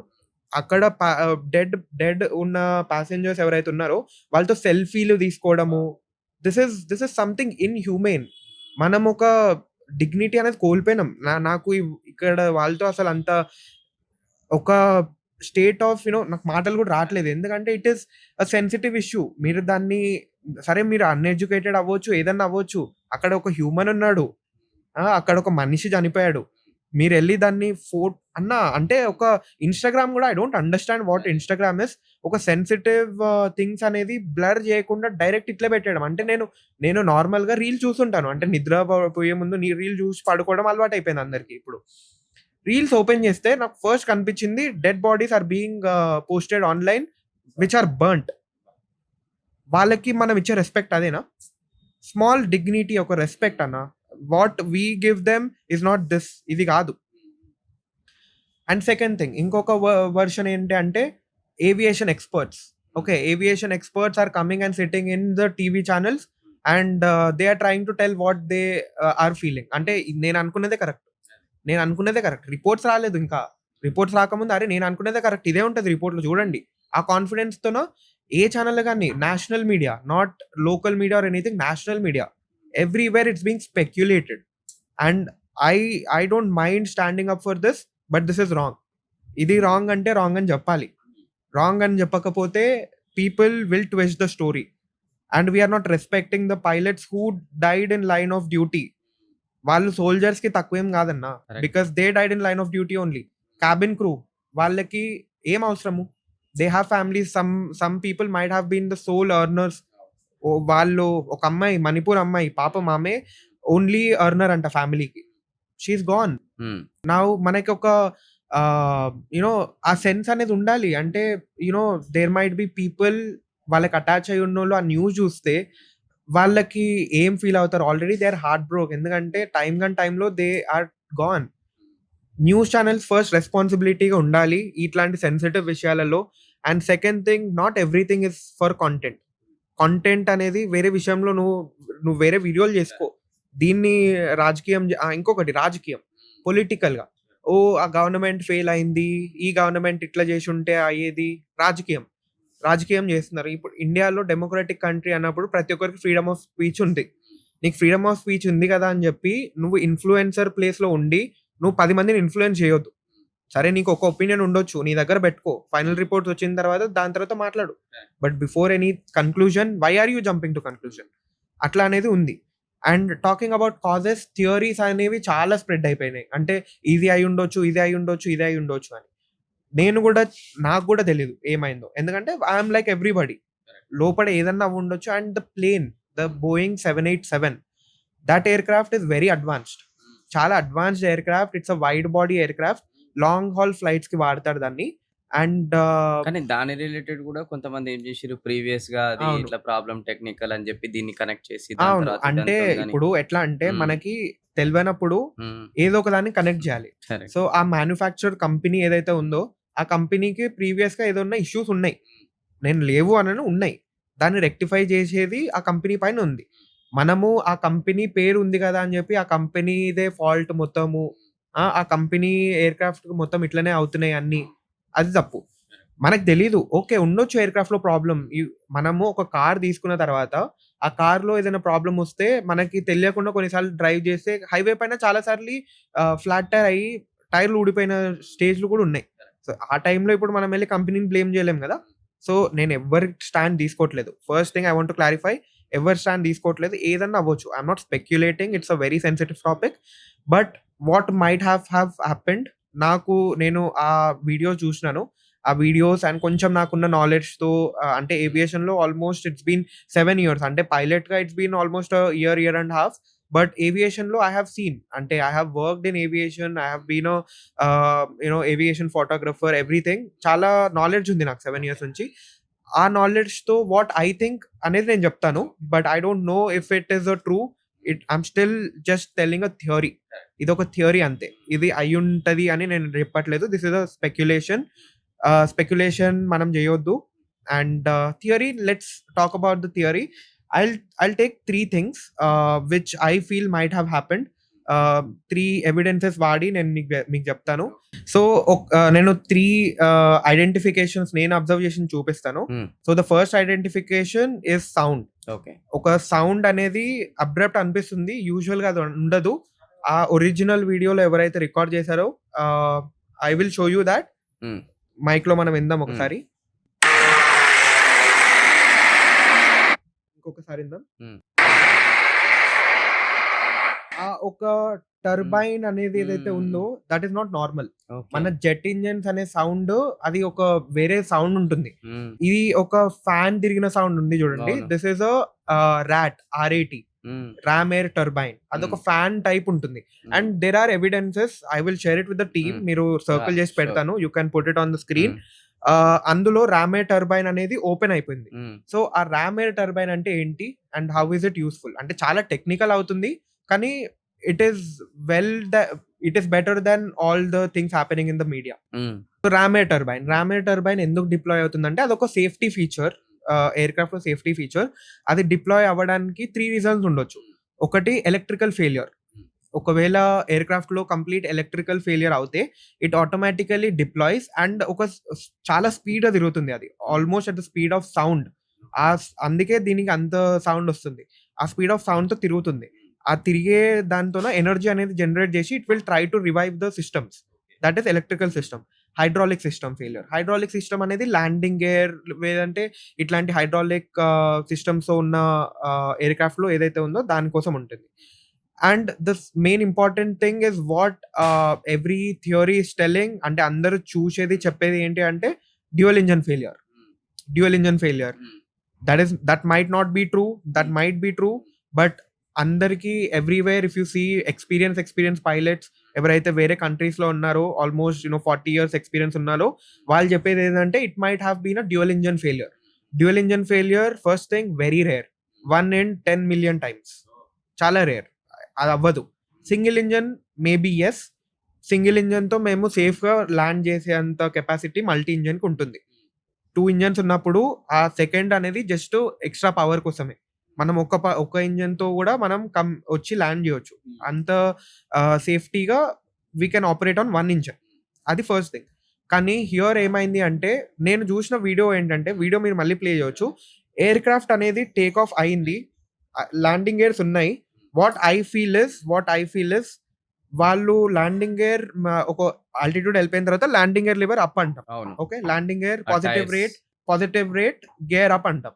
సో ఆ డ్యూరేషన్ వచ్చేంత వరకే మేబీ కెప్టెన్ చూసాడేమో దట్ ఇంజన్ కి ఏదో ఫాల్స్ ఉంది and landing gear is the least priority. ఆ టైంలో మనం ఏమైతుందో చూడాలి. ఎందుకంటే ల్యాండింగ్ గేర్ ఓకే బయట ఉంటే ఇట్ క్రియేట్ సమ్ డ్రాగ్, అంతే. కొంచెం డ్రాగ్ అనేది క్రియేట్ అవుతుంది. ఆ డ్రాగ్ క్రియేట్ అయ్యే దాని వల్ల మనకి మెయిన్ ఏం ప్రాబ్లమ్స్ లేదు. ల్యాండింగ్ గేర్ ఓపెన్ చేసుకుని కూడా కొంచెం వెళ్ళొచ్చు మనం ఆల్టిట్యూడ్. నౌ ఇక్కడ కాక్పిట్ లో ఏమవుతుందో we don't have any idea. మనకు ఐడియా లేదు వాళ్ళు ఎక్కడ ఆక్యుపై ఉన్నారో, వాళ్ళు ఏం చూసారో కాక్పిట్ లో, ఏం రాంగ్ అని చూసారో. It is just speculations, what ever is happening మనకు తెలీదు. అండ్ మనం ఒకసారి ఆ కాక్పిట్ వాయిస్ రికార్డర్, సో ఆ కాక్పిట్ లో ఏమైనా మనకు తెలీదు. ఆ టైంలో కాక్పిట్ లో క్రూకి ఏమైందో లేదంటే వాళ్ళు ఏం చూసారో, వాళ్ళకి ఏం యాక్షన్ తీసుకున్నారో. బట్ ఆ వీడియో చూసి అయితే I can tell you one thing, the pilot has fought until the last వరకు అయితే he has fought his level best. ఆ ఎయిర్ క్రాఫ్ట్ పడిపోతుందని తెలిసి కూడా he has tried his level best. అంటే అతనికి ఛాన్స్ ఉండేనా అట్లాంటిది? డ్యూయల్ ఇంజన్ ఫెయిల్యూర్ ఒకవేళ అదే నిజం అయితే నో ఛాన్స్ ఆఫ్ సర్వైవింగ్. ఆ ఆల్టిట్యూడ్ కి 600 feet అన్న, 600 feet is not even height of this building where we are. అదే ఆ బిల్డింగ్ హైట్ లో మనకి టైం లేదు, గ్రౌండ్ కి క్లోజ్ ఉన్నాం. మేబీ ముందర ఏదైనా ఫీల్డ్ అట్లా ఏదైనా ఓపెన్ ఏరియా ఉంటే ఏమో ట్రై చేయొచ్చు ఏమో, that is still an if. But మొత్తం ముందర చూస్తే బిల్డింగ్స్, ఇంజన్ కి పవర్ లేదు, లోపల all alarms sounding at a time. అతని మైండ్ లో, కెప్టెన్ మైండ్ లో ఎంత రన్ అయి ఉండొచ్చు. I think he might got all his life flashed in front of him. ఎందుకంటే he knows the aircraft is going down, పోతుంది కిందికి. అండ్ మీరు వీడియో చూస్తే, వీడియో మీరు ప్లే చేయండి. లాస్ట్ మినిట్ వరకు he put the nose up. అవును. He is trying to go up. అవును. బట్ అది మొత్తం ఇట్లా సింక్ అయిపోయింది. ఇట్లనే పోతుంది అది. సింక్ అయిపోయింది. హ్మ్. ఎందుకంటే పవర్ లేదు. అదే. ఎయిర్‌క్రాఫ్ట్ నుంచి పవర్ లేదు. And also there is one more theory, FADEC అని ఉంటుందన్నమాట. ఫేడెక్ అనేది ఒక automated system which monitors engines అన్నమాట. సో అది ఆటోమేటెడ్ ఇంజిన్స్‌కి ఒక సిస్టమ్ టైప్ అన్నమాట. Like an auto pilot for engines. So అదేమన్నా మాల్ ఫంక్షన్ అయ్యి థ్రస్ట్ అనేది జనరేట్ అవ్వలేదా? ఇది మొత్తం అంత థియరీస్. కానీ there is something wrong with the plane. Whatever has happened, I would say don't jump into conclusions. Pilot error అని చెప్పి ఒక ముద్ర ఎయ్యకండి. Just respect the person who has gone, who has tried his level best. మీరు video చూస్తే he has tried going up. He has tried going up. పైలట్స్‌కి ఉండదన్న చనిపోవాలని. పీపుల్ షుడ్ అండర్‌స్టాండ్, పైలట్స్‌కి ఒక ఫ్యామిలీ ఉంటది. They don't want to die. And వాళ్ళు error చేస్తే they know that people are also dying. So ఒక ఫాల్స్ అజెండా అనేది పెట్టొద్దు. ఎయిర్‌క్రాఫ్ట్ గివ్ అప్ ఇచ్చిందేమో వాళ్ళ పైన. They are trying, they know. And ఇంకొకటి, ఒకవేళ ఇట్లా 2 ఇంజిన్స్ అవుట్ అయితే ట్రైనింగ్ ఇవ్వరు. We don't have training because అంత రేర్ అది. డ్యూయల్ ఇంజిన్ ఫెయిల్యూర్ అనేది అంత రేర్. ఎంత రేర్ అంటే మనకి ట్రైనింగ్ కూడా ఇవ్వరు దానికి. ఇది అవుతే ఏమవుతదో మనకు కూడా తెలీదు. సో ఆ సినారియో అనేది అన్‌ఫార్చునేట్‌గా రిపీట్ అయింది. వచ్చింది. ఈ క్రాష్‌లో వచ్చింది. మనకి ఇట్లాంటి టెక్నికల్ యాస్పెక్ట్స్ మాట్లాడుకుంటే I will respect the media. But without talking anything technical అనేది మాట్లాడకుండా false propaganda, TRP, views, shorts ఉంటాయి యూట్యూబ్‌లో. ఆ షార్ట్స్ కోసం ఒక థంబ్‌నెయిల్ పెట్టి పెడతారు. టెక్నికల్ ఉండదు అందులో. ఫ్లాప్స్ అంటే I challenge all these media houses which are putting flaps and all as technical terms. Flap retract చేయలేదు, ల్యాండింగ్ గేర్ రిట్రాక్ట్ చేయలేదు. I bet nobody knows what they do. Correct. అక్కడ ఏమైందో మనకు తెలీదు. అలా తెలియనట్టే ఉంటే బెటరు. ఈ పోడ్‌కాస్ట్ ద్వారా అందరికి నేను చెప్పేది ఏంటంటే, ప్లీజ్ డోంట్ స్పెక్యులేట్ థింగ్స్.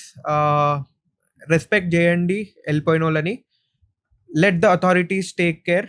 వాళ్ళు చూసుకుంటారు. ఇట్లాంటిది ఫ్యూచర్‌లో రిపీట్ అవ్వకుండా ఉండే బాధ్యత అథారిటీస్ పైన ఉంది.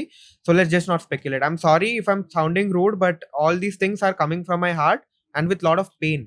And every aviation person has been affected from the past 4-5 days. Everiki kuda proper ga nidra ledu. Everybody are thinking about this. And మనకనేది ఒకటి ఉంటుంది. అరే మనం ఆ ప్లేస్‌లో ఉంటే ఏమైతుండే.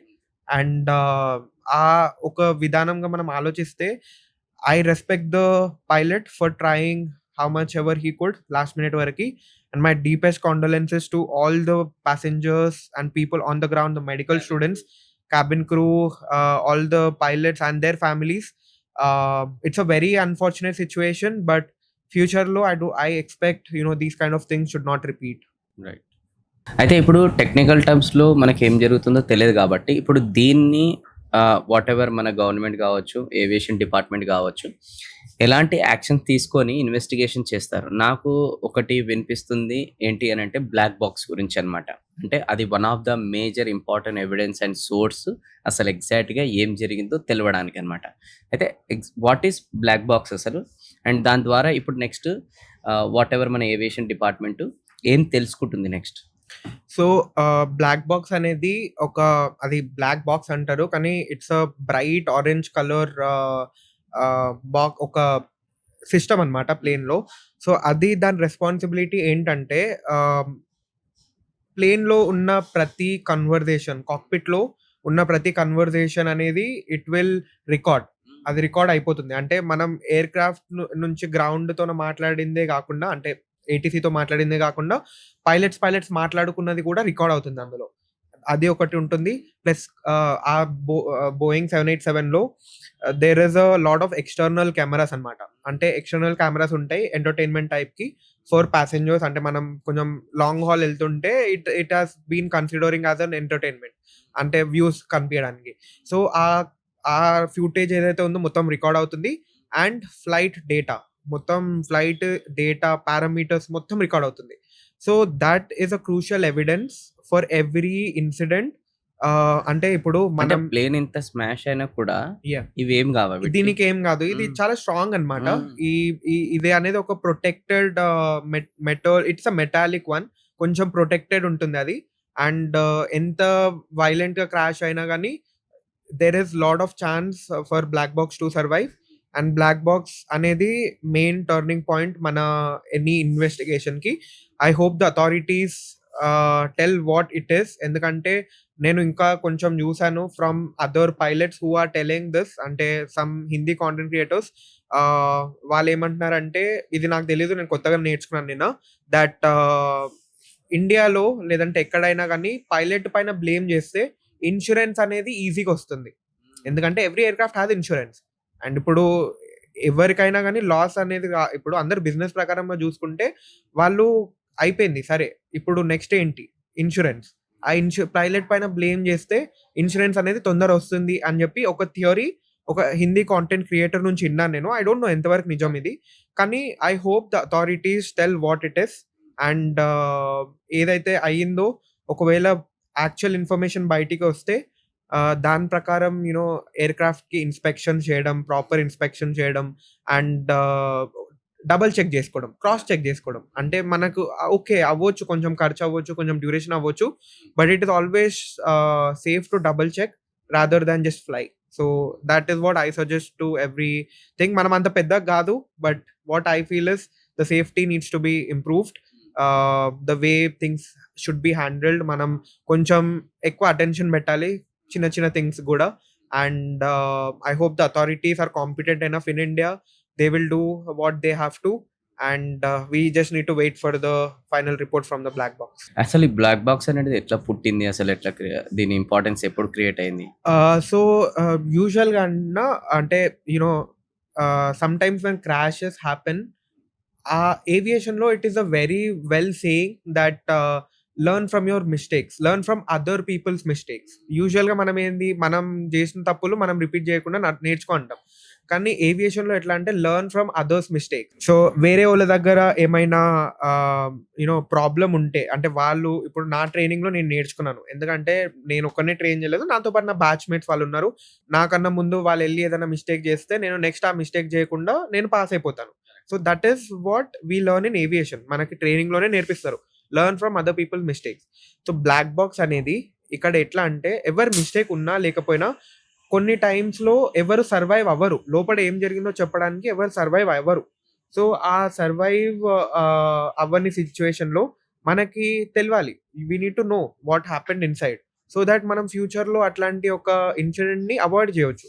సో అట్లా బ్లాక్ బాక్స్ అనేది రిట్రీవ్ చేసిన తర్వాత చాలా థింగ్స్ అవాయిడ్ అయినాయి. ఎందుకంటే ఏమన్నా ఫాల్ట్ ఉన్నా గాని అందులో అర్థమైతది. అండ్ వేరే అట్లాంటి సేమ్ మోడల్ ఉన్న ఎయిర్‌క్రాఫ్ట్స్ ఉంటాయి గదా! దానికి ఆ రిపేర్స్ లేదంటే ఎక్స్‌ట్రా కేర్ అనేది ఆ బ్లాక్ బాక్స్ డేటా త్రూ చేస్తారు. So black box is a very crucial element in aviation especially for aviation incidents. So అది ఎప్పుడు పుట్టిందో నాకు ఐడియా లేదు. కానీ ఎందుకు పుట్టింది అంటే just for not making things repeat. History అనేది రిపీట్ అవ్వద్దు అని. కరెక్ట్. అంటే ఇప్పుడు ఏదైతే జరిగిందో ఇన్సిడెంట్ ఇది మళ్ళీ రిపీట్ అవ్వద్దు. ఇది రిపీట్ అవ్వద్దనంటే మీ అందరికి కూడా ఇది చాలా పెద్ద గ్రేట్ లెసన్ అయితది. ఆ బ్లాక్ బాక్స్ నుంచి వచ్చిన ఇన్ఫర్మేషన్ ద్వారా. అవును. అవును. కదా! దాన్ని బేస్ చేసుకొని మీరు కూడా ఫర్దర్‌గా చాలా అవును. ఇన్‌స్ట్రక్షన్స్‌ని ఫాలో అయ్యి అన్నీ కూడా టేకింగ్ కేర్ చేస్తారు. అవును. అండ్ అలానే ఒక ప్లేన్ క్రాష్ అయ్యే ముందు మీకు డెఫినిట్‌గా పైలట్స్‌కి తెలుస్తుంటది కాబట్టి ఇదంటే ఇక్కడ చాలా టైం తక్కువుండే. బట్ కొన్ని సందర్భాల్లో మీకు టైం ఉంటుంది. అరే! ఇప్పుడు ప్లేన్ క్రాష్ కాబోతుంది అని చెప్పేసేసి. మీకు ట్రైనింగ్‌లో కూడా చెప్పే ఉంటారు. వెనెవర్ ఒక ప్లేన్ క్రాష్ అవ్వబోతున్నప్పుడు కొన్ని మీరు పాటించాలని చెప్పేసి ఎమర్జెన్సీ రిలేటెడ్. అట్లా ఏముంటాయి ఎమర్జెన్సీ రిలేటెడ్ మీరు పాటించాల్సినవి జనరల్‌గా? సో ట్రైనింగ్ దగ్గర నుంచి నేను ట్రైనింగ్ చేసినప్పుడు ఇట్స్ ఎ స్మాల్ ఎయిర్‌క్రాఫ్ట్. అంటే 2 సీటర్ ఎయిర్‌క్రాఫ్ట్. 2 సీటర్ ఎయిర్‌క్రాఫ్ట్‌లో నుంచే we get to see all the emergency procedures. And simulators ఉంటాయి. రియల్ లైఫ్ సిమ్యులేటర్స్ అంటే ఇట్ రెప్లికేట్స్ ఎవ్రీథింగ్. అంటే కాక్‌పిట్ ఎట్లుంటదో ఆ సిమ్యులేటర్ కూడా అట్లే ఉంటుంది. మన హైడ్రాలిక్స్‌తో మూవ్ అవుతది పైకి కిందకి. So it feels like you are in the cockpit. So అందులో ట్రైనింగ్ అనేది ఇస్తారు first thing. So second thing ఏంటంటే పాసిబుల్ ఎమర్జెన్సీస్. అంటే యూజువల్‌గా ఎయిర్‌క్రాఫ్ట్‌తో ఏం ఎమర్జెన్సీస్ అవ్వచ్చు ప్రతి దానికి ట్రైనింగ్ ఉంటుంది. So it's a proper lesson plan. అంటే ఎమర్జెన్సీస్‌కి ఒక లెసన్ ప్లాన్ ఉంటుంది. Single engine approach. అంటే ఒక ఇంజిన్ ఫెయిల్ అయితే ఇంకో ఇంజిన్‌తోనో ఎట్లా సేఫ్‌గా నావిగేట్ చేసి ల్యాండ్ చేయాలి. That is the first thing. And second thing is fire. ఏదెక్కడన్నా let's say engine fire, wing fire, cabin fire, cockpit fire, smoke ఇట్లాంటివి ఏమన్నా ఉంటే ఏం చేయాలి? ఇవన్నీ సినారియోస్ ఒక ఎయిర్‌క్రాఫ్ట్‌లో రాగలిగే ఎమర్జెన్సీస్‌కి మొత్తం ముందే ట్రైనింగ్ ఉంటుందన్నమాట. So, when we have it in the real life మనకి మజిల్ మెమరీ ఉంటుంది. ఎవ్రీ 6 మంత్స్ మేము ఇది చేస్తుంటామనమాట. అంటే రిఫ్రెష్ చేస్తుంటాం. దీస్ ఆల్ థింగ్స్ అందులో. ఎందుకంటే ఎవ్రీడే ఎమర్జెన్సీస్ ఉండవు. సో, ఒకవేళ 2, 3 ఇయర్స్ మనం చేయకపోతే ఏం ఎమర్జెన్సీ రాకపోతే will forget. So, that is why there is a thing called currency అంటే ప్రొఫిషియన్సీ యూజువల్లీ. సో, ఆ ప్రొఫిషియన్సీ మెయింటైన్ చేయడానికి ఎవ్రీ 6 మంత్స్ సిమ్యులేటర్ సెషన్స్ ఉంటాయి. ఆ సిమ్యులేటర్ సెషన్స్‌లో every emergencies will be shown. మళ్ళీ మనకు చేసి చూపియాలి. సో, దాన్ని బట్టి మన మజిల్ మెమరీ అనేది అట్లనే ఉంటది. ఏదైనా ఎమర్జెన్సీ అయితే ఫస్ట్ మన మైండ్ కన్నా ముందు మన మజిల్స్ యాక్ట్ అవుతాయి. సో, ఒక ఫ్లో అనేది మేము కాక్‌పిట్‌లో ప్లాన్ చేసామనమాట. There is a procedural flow. అంటే కింద నుంచి ఇట్లా పైకెళ్ళడం అంటే బటన్స్ ఇక్కడున్న బటన్స్, పైనున్న బటన్స్ అన్ని ఇట్లా ఒక ప్రొసీజరల్ ఫ్లో అనేది ఎవ్రీ ట్రైనీ పైలట్ దగ్గర నుంచి నేర్పిస్తారనమాట. Procedural flow. అండ్ అది రియల్ లైఫ్ సినారియోలో వచ్చినప్పుడు మన చేతులే అది ఆటోమేటిక్ మజిల్ మెమరీ ఉంటుంది. ఫార్చునేట్‌గా aviation and air travel is still the safest means of travel. ఎందుకంటే కార్ యాక్సిడెంట్ లేదంటే bike accident, train accident, bus యాక్సిడెంట్‌లో ఉన్న ప్రాబబిలిటీ ఎయిర్ యాక్సిడెంట్‌లో ఇంకా చాలా ఎక్కువ. 1 in a million is what air ట్రాఫిక్‌లో అంటే ఎయిర్ ట్రావెల్‌లో ఉండే chances of dying. But it is still the safest because of all these parameters taken care. Ah, మనకొకటి తెలవాల్సిందేమంటే ముందలున్న pilot he is ready for everything. He is trained and he is ready for everything. ఏ scenario వచ్చినా he will not give up. కొన్నిసార్లు మనకి గ్రహాలు అనుకూలించలే అంటారు గదా! గ్రహాలు బాలేవు అది ఇదని, టైం బాలేదు అంటారు గదా! అట్లా లేనప్పుడు ఔట్ ఆఫ్ కంట్రోల్ ఎళ్ళినప్పుడు ఎవరు మాత్రం ఏం జేయలేరు. But any situation, any scenario the person inside the flight deck will take care. ఇది అందరికి ఒక లెసన్ టైప్ ఉండాలి. వాళ్ళకి తెలుసు ఏం జేస్తున్నారో వాళ్ళు. అంటే దే ఆర్ ఒక రెడీ. ట్రైన్ నడిపేవాళ్ళు, ఒక బస్ నడిపేవాళ్ళు, డ్రైవర్స్ ఎవరైతే ఉంటారో వాళ్ళు గూడా వాళ్ళ పైన ఎంతైతే రిస్క్ ఉందో, బాధ్యత ఉందో దానికి నా దృష్టిలో ఒక 10 టైమ్స్ అబోవ్ పైలట్స్‌కి అనేది గూడా అంతే ఉంటదని నాకు అవును. అనిపిస్తుంది. ఎందుకంటే there are lot of scenarios. అంటే రోడ్ పైన సినారియోస్ ఏముంది అంటే ఎళ్లి క్రాష్ అవ్వడం. ట్రైన్‌లో పట్టీలు తప్పడం. అంటే పట్టాలు ఐ డోంట్ నో ఏమంటారు దాన్ని. అంటే ట్రైన్ ట్రైన్ పట్టాలు ట్రాక్ తప్పడం. పట్టాలు తప్పడం యెస్. అట్లాంటివి. సో, ఇట్లాంటివి అవ్వడం చాలా అంటే థింగ్స్ అనేవి చాలా ఈజీ అన్నమాట. అంటే ఈజీ అని నేను తక్కువ చేయను దాన్ని. బట్ సినారియోస్ అనేది మనం ఎస్టిమేట్ జేయొచ్చు. కానీ ప్లేన్‌లో చాలా థింగ్స్ అవ్వచ్చు. They can go wrong anywhere. మనకు తెలీదు ఏది రాంగ్ అవుతదో. So, air travel is safer. But at the same time ah, తీసి పడేసేంత కాదు. It is pilots are well competent enough to handle everything. So, they know what they are doing. So, మనం దాన్ని worry అవ్వాల్సిన అవసరం లేదు. It's a very unfortunate situation what has happened. దాని తర్వాత చాలా మంది అన్నారు, "అరే! నాకు ఫ్లై చేయాలంటే భయమవుతుంది." మీకు భయం అవ్వట్లేదా మీరెళ్లి ఫ్లై చేస్తున్నారు అంటే, కొన్ని జాబ్స్ ఎట్లా అంటే, ఏది అయినా గాని మనం ఆపొద్దు. You can't stop flying. మనం ఫ్లయింగ్ ఆపేస్తే ఇండియా ఎకానమీ మొత్తం ఆగిపోతుంది. Because there are people who flying every day. So, ఆ ఒక థింగ్ ఉంటది మనకి. That responsibility. ఏదైనా గాని డ్యూటీ ఫస్ట్. ఇప్పుడు సోల్జర్స్ గూడా ఒక soldier if he is hurt వాళ్ళు లైన్ ఆఫ్ డ్యూటీలో ఒకరికేమన్నా బుల్లెట్స్ తాకి ఇఫ్ దే ఆర్ హర్ట్ ముందులున్న వాళ్ళు they can't just stop the battle right. అంటే వాళ్ళు ఫైట్ చేసేది ఆపలేరు. వాళ్ళు ఫైట్ చేస్తూనే ఉంటారు. ఇది అంతే. మనకు ఒక ఇన్సిడెంట్ అయింది. Yes it is heavy for everybody. But we can't just sit at home మనకి భయమవుతుంది ఇట్లా అని ఉండదు. Still I will say air travel is safer. ఎవరికైతే ఈ ఇన్సిడెంట్ తర్వాత భయం అవుతుందో no need to worry at all. It is an unfortunate event which has happened, but everything is taken care of from the flight deck. Everybody అందరున్నారు. ఇంకా ఆ ఒక్క issue అంటారా? ఇంకా యాక్సిడెంట్స్ అనేవి మన చేతిలో లేవు. అంతే. అండ్ అలానే ఇప్పుడు ఈ మధ్య కాలంలో గూడా ఈ హైజాక్‌లు గూడా చాలా సంవత్సరాల తర్వాత అసలు మనకి జరగలేదు. లాస్ట్ అటాక్ వర్త్ కాందారి రిలేటెడ్‌గా Yes. హైజాక్ ఏదైతే అయిందో. ఎందుకు అనంటే మన దగ్గర గూడా చాలా కొన్ని జాగ్రత్తలు తీసుకున్నారు. దాంట్లో one improvements. Of the thing ఏంటంటే ప్రతి ప్లేన్‌లో ఒక ఆర్మీకి సంబంధించిన ఒక వ్యక్తి ఒకరో ఇద్దరో నాకు తెలియదు అది. బట్ ఉంటారు. అది డొమెస్టిక్‌లో, ఇంటర్నేషనల్‌లో రెండిట్లో ఉంటారా? అసలేంటి దీని వెనుక? సో యూజువలీ ఇండియాలో so it is a security related thing. ఇండియాలో things can't be disclosed outside. But talking about the world, yes, for some airlines, for some countries air marshals అని ఉంటారు. So they are well trained. ఇంతకుముందు ఇది చాలా common practice ఉంటుండే. Like one person అతని డ్యూటీయే ఫ్లైట్‌లో సేఫ్టీ చూసుకోవడం. సో వాళ్ళెళ్తారు. సో ఇప్పుడు ఎట్లా అంటే మనకి ఉన్న స్క్రీనింగ్స్ ఎయిర్‌పోర్ట్‌లో, లేదంటే మనం అండర్‌గో అయ్యే ప్రొసీజర్ ఏదైతే ఎయిర్‌పోర్ట్‌లో ఉందో ఇట్ ఈస్ సేఫర్. ఎప్పుడైతే సీఐఎస్ఎఫ్ వాళ్ళు స్ట్రిక్ట్ చేశారో ఎవ్రీవేర్ మనం ఎయిర్‌పోర్ట్‌కెళ్ళినా గూడా మన షూతో సహా మొత్తం ఇప్పిపిస్తారు. So it has become safer nowadays. So I don't see any air marshals in India. But యూజువల్‌గా it has been a practice of air marshals. వాళ్ళు కొంచెం ట్రైన్డ్ ఉంటారు to avoid these kind of scenarios. But ఇప్పుడున్న సినారియోస్‌లో మాత్రం it is highly impossible for that kind of things to happen. Security అనేది India చాలా సీరియస్‌గా తీసుకుంటుంది. Hmm. Keep it at the border and keep it at the airports. Airports are the most secure. నా నా అంచనా ప్రకారం they are the most secure places in a city. Airports అనేవి. ప్రతి ఒక్క దగ్గర డిటెక్టర్స్ ఉంటాయి. ప్రతి ఒక్క దగ్గర ఆర్మీ మూవ్‌మెంట్ ఉంటుంది. ఎవ్రీవేర్. అండ్ ఎవరు పడితే వాళ్ళు ఎంటర్ అవ్వలేరు అట్లా.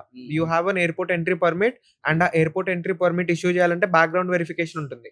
You don't just get the airport entry permit. Work చేసే వాళ్ళు కూడా వాళ్ళకి పోలీస్ వెరిఫికేషన్ అట్లాంటివన్నీ ఉంటాయి. సో అవన్నీ ఒక స్టాండర్డైజ్ ప్రొసీజర్ ఉంది కాబట్టి things are very safer now. Talking about the security అంటే హైజాక్స్ ఇట్లాంటివి. బట్ అవును, హైజాక్స్‌కి ఎవ్రీబడీ ఈస్ ట్రైన్డ్. బట్ అట్లాంటివనేది అవ్వలేదు 1999. Touch wood it should not happen again. Correct. అంటే ఒకవేళ ఎప్పుడే ఎమర్జెన్సీగా ఏదైనా హైజాక్ ఎవరైనా చేసిరని తెలవంగానే, హ్మ్. లేదంటే కార్పెట్‌లకి ఎంటర్ అయ్యి గూడా మీకు గూడా ఏదైనా ఎమర్జెన్సీ చేసిరనుకోండి, మీ దగ్గర ఏమైనా ఎమర్జెన్సీ బటన్ ఉంటుందా? సో యూజువల్లీ ఎవ్రీబడీ నోస్, అందరికీ తెలుసు, మూవీస్‌లో కూడా చూపిస్తారు ఇదంతా. Squawking 7500 that's a distress code హైజాకింగ్‌కి. స్క్వాక్ అనేది బేసికల్లీ ఒక line of communication between the aircraft and the ATC. అంటే వాళ్ళు మనల్ని ఐడెంటిఫై చేస్తారు ఆ కోడ్‌తోన. అంటే మనకి ఇప్పుడు రేడార్ ఉంటుంది గదా! ఆ రేడార్‌లో వాళ్ళకి మన ఎయిర్‌క్రాఫ్ట్ కనిపియాలి అంటే మనం ఒక కోడ్ ఎంటర్ చేయాలి. ఎవ్రీ ఫ్లైట్‌కి ఒక కోడ్ ఇస్తారు స్టార్టింగ్‌లోనే. సో ఆ కోడ్‌కి ట్రాన్స్మిషన్ అనేది కమ్యూనికేషన్ నడుస్తుంటది. ఆ కోడ్ అక్కడ ఆల్రెడీ ఉంది ఇక్కడ. ఇప్పుడు మనము ఎఫ్ఎం ట్యూన్ చేస్తాము. ఈడ ఎఫ్ఎం ట్యూన్ చేసినప్పుడు మనం లెట్స్ సే ఒక ఎఫ్ఎంకి ట్యూన్ చేసినాము. వాళ్ళు అక్కడ రిసీవ్ చేసుకొని మళ్ళీ ట్రాన్స్మిట్ చేస్తారు. So it the same thing. So ఆ స్క్వాక్ కోడ్ అనేది ఒక లొకేషన్ అనేది చెప్తది. సో యూజువల్లీ మాకు 3 డిస్ట్రెస్ కోడ్స్ ఉంటాయి. 7500, 7600, 7700. రేడియో కమ్యూనికేషన్ ఫెయిల్యూర్ అయితే 7600 పెడతాము. అంటే మాకు కమ్యూనికేషన్ కట్ అవుతాయి. 7700 అంటే it's a common emergency. Like let's say medical emergency, engine failure అట్లాంటివి ఉంటే 7700. 7500 ఎప్పుడైతే టైప్ చేస్తామో, ఎంటర్ చేస్తామో దట్స్ హైజాక్. సో దాంతో వాళ్ళకి తెలుస్తది. Or else there are some manoeuvres which we are trained to do. ఆ మనూవర్స్ మనం గాలిలో చేస్తే it will be evident that హైజాకే అని. రైట్. అలానే ఇప్పుడు యంగ్ యాస్పైరింగ్ స్టూడెంట్స్ ఎవరైతే ఇప్పుడు వాళ్ళు గూడా పైలట్ కావాలి అని అనుకుంటే, ఇక్కడి నుంచి వాళ్ళకొక బ్లూ ప్రింట్ లాగా ఉండాలి మీ జర్నీ ద్వారానే అని అనుకుంటున్నాను నేను. హ్మ్. అసలు మీకు ఎందుకు ఒక పైలట్ అవ్వాలని ఒక థాట్ అనేది ఎప్పుడొచ్చింది? ఎందుకొచ్చింది? సో చిన్నప్పటి నుంచి సిన్స్ డాడ్ కొంచెం మిడిల్ ఈస్ట్‌లో ఉన్నారు. 25 ఇయర్స్ నుంచి. నేను పుట్టక ముందు నుంచి ఉన్నారు బయట. సో ఫ్రీక్వెంట్‌గా డాడీ దగ్గరికెళ్ళే టైంలో ప్లేన్స్ ఇట్లాంటివన్నీ ఫ్యాసినేట్ అయిపోయాయన్నమాట నాకు. అంటే ah, my dad is into crude and oil. So ఇప్పుడు కూడా ఖతార్‌లోనే ఉన్నారు. He has been there from 25 years. So ah, it's a well settled thing. ఎందుకంటే మనం ఫ్రీక్వెంట్‌గా ఎళ్తుంటాం ఖతారు. చిన్నప్పటి నుంచి ఎళ్తుంటున్నాం. మమ్మీతో ఎళ్తుంటా. సో ఎప్పుడైతే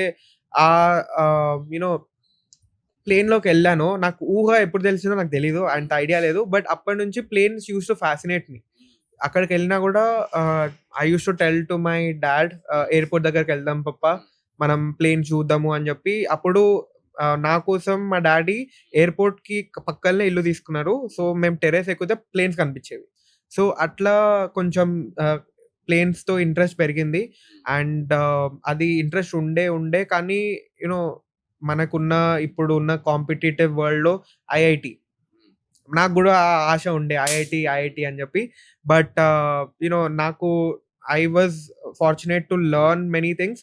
బట్ ఇంజినీరింగ్ చేయాల్సి వచ్చింది, ఎందుకంటే అప్పుడు చాలా ఆపర్చునిటీస్ లేవు అండ్ ఆల్. ఇంజినీరింగ్ చేసిన తర్వాత ఎప్పుడైతే కోవిడ్ అయిపోయిందో, air travel has gone very much up. దాని తర్వాత I felt this is the right time to start. And I was self made. నా ఫ్యామిలీలో నేను ఒక్కడనే పైలట్, ఎవరు లేరు. నన్ను గైడ్ చేసిన వాళ్ళు ఎవరు లేరు. అంటే నాకున్న కాంటాక్ట్స్ ఉన్నాయి, కొంచెం ఎయిర్లైన్లో కాంటాక్ట్స్ ఉన్నాయి. దే హెల్ప్ మీ, అంటే ఇది చేయాలి అని. But everything was self made. So ఇది నేను మెన్షన్ చేయలేదు టీమ్ కూడా నేను వచ్చే ముందు. But to help aspiring pilots I have started firm, one stop aviation అని చెప్పి. If you have gone through, it's a established company. So ఇందులో మనం aspiring pilots from zero to until they become an airline pilot, we guide them. మనం వాళ్ళ దగ్గర నుంచి డబ్బులు తీసుకోము for any consultancy or anything. We don't take, it's a guiding thing. మనకున్న partners దగ్గరికి we just tell them this is how you have to do అని. But ఒక స్టార్టింగ్ నుంచి ఎండ్ వరకు నాకు ఎవరు హెల్ప్ చేయలేదు, అంటే నాకు ఎవరు లేరు తెలిసిన వాళ్ళు. బట్ ఇప్పుడున్న సినారియోలో everybody wants to become a pilot. నేను చాలా అబ్జర్వ్ చేశాను ఇండియాలో. ఒకప్పటికి ఇప్పటికి ఇంజనీరింగ్ ఉన్నంత డిమాండ్ పైలట్స్లకు అవుతుంది. That is very much appreciable. కానీ ఎక్కడ స్టార్ట్ చేయాలి, how to do it, correct వేలో ఎలా చేయాలి. అండ్ ఇంకొకటి, ఏవియేషన్లో పైసలు చాలా ఎక్కువ. It's a very heavy investment also. ఎందుకంటే మనం ప్లేన్స్తో డీల్ చేస్తున్నాం. ప్లేన్ రెంట్ చేయడం అంటే it is not a easy thing, చాలా మనీతో కూడిన థింగ్. సో ఇందులో మనీ ఇన్వాల్వ్ అయినప్పుడు there is a lot of room for scams. చాలా మంది ఇప్పుడు ఫ్రాడ్ ఏజెంట్స్ ఉంటారు, వాళ్ళకి ఇందులో ఈజీ మనీ అని చెప్పేసి ఫ్రాడ్ చేస్తుంటారు. సో ఇవన్నీ నేను చేస్తుంటే I have seen people who got scammed. So అట్లాంటి స్కామ్స్ అనేవి లేకుండా, స్కామ్స్ ఒక 1-2 చెప్పండి. సో లెట్స్ సే మనకి ఈ పని చేపిస్తా అంటే, ఇప్పుడు ఇండియాలో కరప్షన్ అనేది ఉంది, మనం చెప్పేది అది అన్ని దగ్గర ఉంది. సో అది నాకు ఇన్ని పైసలు నేను చేపిచ్చేస్తా, నువ్వు ఇది చేయాల్సిన అవసరం లేదు. ఎందుకంటే ఇందులో there is a procedure of clearing exams and everything. But కొన్ని ఫ్రాడ్ ఏజెంట్స్ ఎట్లా అంటే, నేను అది చేపిస్తా, పైసలు ఇచ్చేయి, నేను నీ డాక్యుమెంట్స్ ముందు పెట్టిస్తా, నేను నీకు స్లాట్స్ ప్రయారిటీలో ఇప్పిస్తా, అండ్ నువ్వు ఫ్లై చేయకుండా నీకు ఫ్లయింగ్ అవర్స్ ఇప్పిస్తా. This is very wrong. మనకి ఇండియాలో ఫ్లయింగ్ అనేది సేఫ్ అంటే ఎవ్రీబడి షుడ్ బి కాంపిటెంట్. మనము ఇట్లా పైరవీళ్ళు చేసి ఇట్లాంటివి చేస్తే ఏవియేషన్లో షార్ట్ కట్స్ ఉండవు. నేను ఏవియేషన్ జాయిన్ అయినప్పటి నుంచి నేర్చుకున్నది ఒకటి ఏదన్నా ఉంది, స్ట్రాంగ్గా నిద్రలో కూడా లేపి అడిగితే ఏమన్నా ఉంది అంటే, ఏవియేషన్లో షార్ట్ కట్స్ ఉండవు. నువ్వు షార్ట్ కట్స్లోకి వెళ్తున్నావు అంటే అది ఏదో ఒక టైంలో ఎఫెక్ట్ అవుతుంది. ఆ షార్ట్ కట్స్ అనేవి ఏవియేషన్లో ఉండవు. Everything should go as per ఎట్లయితే ఉన్నాయో ప్లాన్ చేసారో అట్లే వెళ్ళాలి. షార్ట్ కట్స్ ఉండవు. షార్ట్ కట్స్ మనం ఎప్పుడైతే వెళ్తున్నామో మనం సేఫ్టీని కాంప్రమైజ్ చేస్తున్నాం. సో ఇట్లాంటి ఏజెంట్స్ ఎవరైతే ఉన్నారో, అండ్ ఇంకొకటి పీపుల్ ఫ్లయింగ్ స్కూల్స్కి అని చెప్పేసి కొన్ని రోగ్ స్కూల్స్కి పంపించడం, అంటే యూఎస్ దాకా పంపిస్తారు. చాలా స్కూల్స్ ఉంటాయి అక్కడ. ఆ స్కూల్స్లో మనకు తెలియదు, ఎందుకంటే ఇప్పుడు పేరెంట్స్ వెళ్ళి చూడరు కదా. ఇక్కడ నుంచి పంపించిన తర్వాత అక్కడికి వెళ్ళినాక వాళ్ళు ఏం చేసినా కానీ వీళ్ళు పడుంటారు అనమాట. సో వీళ్ళు అక్కడికి వెళ్ళిన తర్వాత స్కామ్స్ అవ్వడం, అంటే స్కూల్ ఎస్టాబ్లిష్ అవ్వకపోవడం. నాకు తెలిసిన ఫ్రెండ్ ఒక అతను యుఎస్ వచ్చాడు, వీసా ఇచ్చారు, వీసా యాక్సెప్ట్ అయింది. అక్కడికి వెళ్ళినాక తెలిసింది ఏంటంటే అసలు ఆ స్కూలే ఎగ్జిస్ట్ అవ్వదు. ఆ స్కూలే ఎగ్జిస్ట్ అవ్వదని. యుఎస్ లోకి వెళ్ళిన తర్వాత ఇమిగ్రేషన్ లో ఆపేసి డిపోర్ట్ చేశారు బ్యాక్. ఆ స్కూల్లో ఎగ్జిస్ట్ అవ్వదంట. సో ఇక్కడ కాన్సులేట్ లో వీసా వచ్చేంత వరకు వాళ్ళు వెరిఫై చేయరు. బట్ అక్కడికి వెళ్ళిన తర్వాత ఒక సెకండరీ వెరిఫికేషన్ డౌట్ వస్తే వాళ్ళు స్కూల్ కి కాల్ చేయడం, ఎక్కువ డీటెయిల్స్ లాగడం చూస్తారు. వాళ్ళు డీటెయిల్స్ లాగారు, ఆ స్కూల్ ఎగ్జిస్ట్ అవ్వదు. అండ్ ఇక్కడ డబ్బులు కట్టేసి వెళ్ళిపోయాడు ఆల్రెడీ. అక్కడికి వెళ్ళిపోయినాక స్కామ్. సో మనం ఇట్లాంటి స్కామ్స్ అన్నిటి నుంచి దూరం ఉండాలి అని చెప్పి I have started this one. Very well intent తో స్టార్ట్ చేసినాను. Like how to approach any student అంటే whoever is watching, నా ఇన్స్టాగ్రామ్ ఉంది, వన్ స్టాప్ ఏవియేటర్, లేదంటే వన్ స్టాప్ ఏవియేషన్, లేదంటే వాట్సాప్ నెంబర్ మీకు ఇచ్చేస్తాను నేను. You can put it on the screen. So that is my company number. మీరు call చేస్తే నేను ఎత్తుతాను. So don't keep calling. కానీ యా, ఎవ్రీథింగ్ అన్నా I have been very much passionate about this field from a very long time. And ఎవరన్నా students కానీ ఎవరన్నా struggle అవుతుంటే చూడాలంటే కొంచెం ఇబ్బంది అనిపిస్తుంది. ఎందుకంటే చాలా మంది ఇల్లులు అమ్మేసి, పొలాలు అమ్మి, వాళ్ళ ఫ్యామిలీకి అంత లేకపోయినా they want to be a pilot. So వాళ్ళకి ఎక్కడి నుంచి డబ్బులు, లోన్స్ తీసుకొని, సో మనం అంత డబ్బులు ఇన్వాల్వ్ అయి ఉన్నప్పుడు we have to be very much sure that అవి మనం రైట్ ప్లేస్ లో పెడుతున్నట్టు. సో మనం ఎవరికి పడితే వాళ్ళకి డబ్బులు ఇచ్చి ఎందుకంటే ఎవరికి తెలీదు ఏవియేషన్. అండ్ నాకే తెలీదు. అప్పుడు నాకు వచ్చి ఎవరైనా ఇట్లా చెప్తే ఇచ్చేసేటోనేమో నేను. అంతే. ఇచ్చేసేటోనేమో. సో, అట్లాంటి థింగ్స్ అవాయిడ్ చేయడానికి స్ట్రెయిట్ పాత్‌లో ఎళ్ళడానికి I guide everybody. But choose చేసుకోవాలి చాలా మంది. మన రీజియన్ నుంచి అంత ఎక్కువ లేరు. నార్త్‌లో ఆ time north and other western పార్ట్స్‌లో చాలా పైలట్స్ అవుతున్నారు ఇప్పుడు. అంటే బట్ మన దగ్గర నుంచి ఎక్కువ లేకపోవడానికి due to lack of awareness, knowledge అంటారా? Lack of awareness, hmm. Lack of knowledge and they think engineering ఉండాలి అని అందరికి మన దగ్గర అనిపిస్తది. ఎక్కువ ఫీడ్ చేసిర్రు అట్లా. ఫీడ్ చేశారు. హ్మ్. ఇంజినీరింగ్ కావాలని. Hmm. To be a pilot you just need to pass your intermediate. Oh! That's it. You don't any stream? In MPC intermediate. Maths, physics, chemistry. Okay. In MPC. ఎంపీసీలో hmm. 60% హ్మ్. Pass ఉంటే pilot అవ్వచ్చు. మీకు okay. Degree అవసరం లేదు. హుహు. So, so ఇది straight అవే intermediate తర్వాత వాళ్ళు పైలట్ అవ్వచ్చు. పైలట్ అవ్వచ్చు. యాహ్! అండ్ ఇంటర్మీడియేట్ తర్వాత వాళ్ళు ఏదైనా ఇన్‌స్టిట్యూట్ ఆర్ యూనివర్సిటీ. సో, అదే మనము ఇండియాలో 2 టైప్స్. మనం ఇండియాలో ఫ్లై చేయొచ్చు. అబ్రాడ్‌లో ఫ్లై చేయొచ్చు. అబ్రాడ్‌లో ఫ్లై చేస్తే మనకున్న పాజిటివ్స్ ఏందంటే తొందర అయిపోతుంది ట్రైనింగ్. ఇండియాలో కొంచెం ప్లేన్స్ తక్కువ, స్టూడెంట్స్ ఎక్కువ అదంతా సినారియోస్ ఉంటాయి. సో, మనకి ఇండియాలో usually 2 years to 2 ½ years time పట్టిద్ది. But duration of the duration course. Of the course like okay. Flying, just the flying. మళ్ళీ పేపర్ వర్క్ అవన్నీ ఉంటాయి. But in the US or any other country చాలా streamlined process ఉంటుంది కాబట్టి నా training 7 మంత్స్‌లో అయిపోయింది. 6 మంత్స్ 20 డేస్‌లో అయిపోయింది. So, usually worst case scenario 1 ఇయర్‌లో you will B a commercial pilot.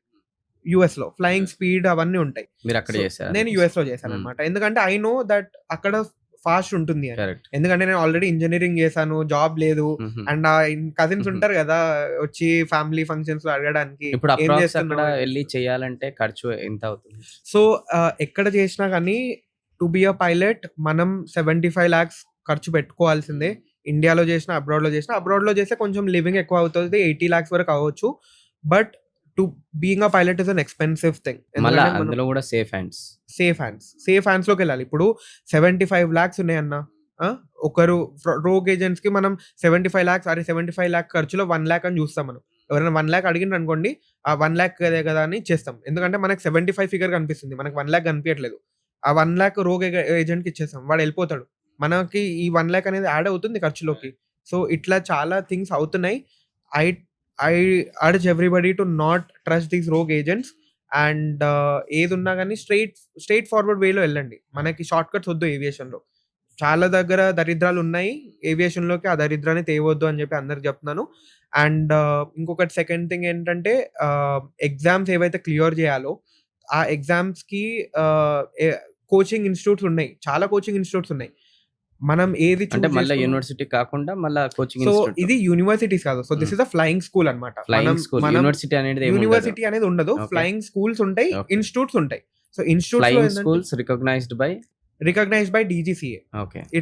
It has to be recognised by DGCA. A hmm. Fly school పడితే ఆ ఫ్లై స్కూల్‌లోకెళ్ళి ఫ్లై చేస్తే అదే మనకి అందుకోసం. రికగ్నైజ్ అవ్వదు. హ్మ్. యూజ్‌లెస్ అది. సో, మనం ఫస్ట్ ఫ్లై చేసే ముందు వి నీడ్ టు నో కదా! మనకి ఆ సిస్టమ్స్ ఏంటి అవన్నీ ఒక నాలెడ్జ్ ఉండాలి. మనం డైరెక్ట్ ప్లేన్‌లోకెళ్ళి కూర్చోలేం కాబట్టి ఇండియాలో 5 ఎగ్జామ్స్ ఉంటాయి.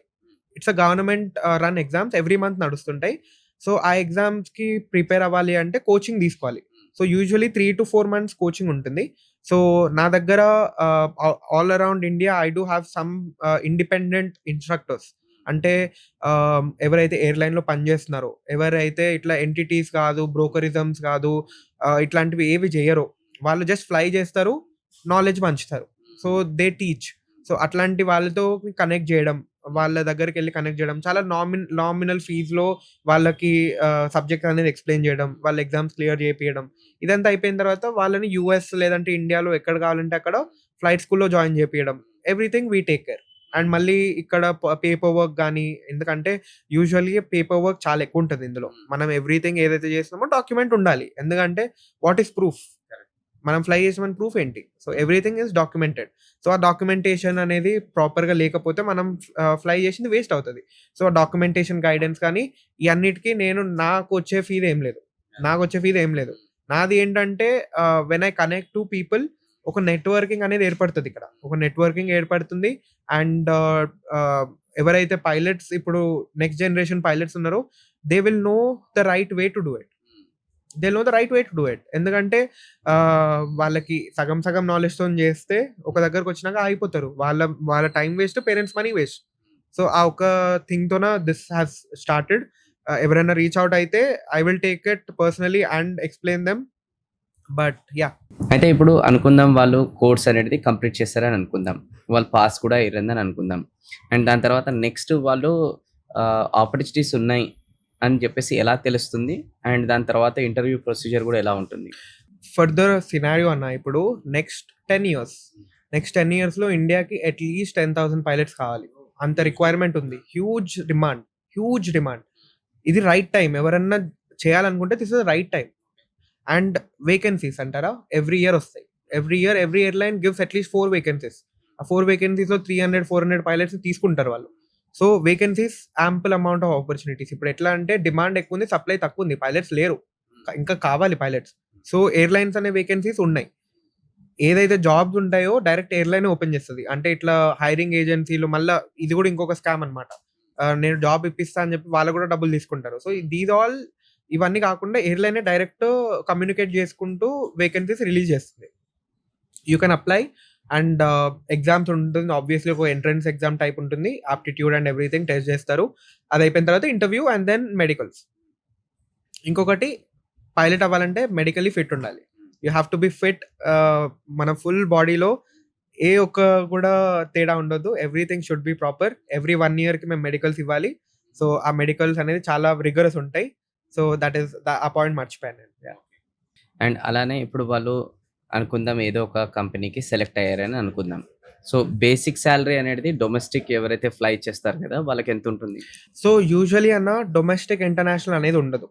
అంటే we don't have any difference between domestic and ఇంటర్నేషనల్తో ఏం పర్క్స్ ఉంటాయంటే, మనం ఫస్ట్ ఆఫ్ ఆల్ అక్కడికి వెళ్ళి చూడొచ్చు, వేరే కంట్రీ చూడొచ్చు. సెకండ్ థింగ్ ఏంటంటే ఇంటర్నేషనల్ అలవెన్స్ అని ఇస్తారు. అంటే మనం అక్కడికి వెళ్ళిన తర్వాత అక్కడ ఖర్చు పెట్టుకోవడానికి కొన్ని డాలర్స్ అట్లా ఇస్తారనమాట. అంటే ఖర్చు, ఎక్స్పెన్సెస్ పర్ డే, ఒక 1 day ఉంటే పర్ డే ఇంత అని చెప్పేసి ఎవ్రీ ఎయిర్లైన్ డిఫరెంట్ అనమాట. సో అది మన శాలరీలోకి యాడ్ అవుతుంది. So that is just the bonus. But నార్మల్గా శాలరీ అంటే మనం ఇంటర్నేషనల్ ఫ్లై చేసినా, డొమెస్టిక్ ఫ్లై చేసినా ఆ శాలరీనే ఉంటుంది.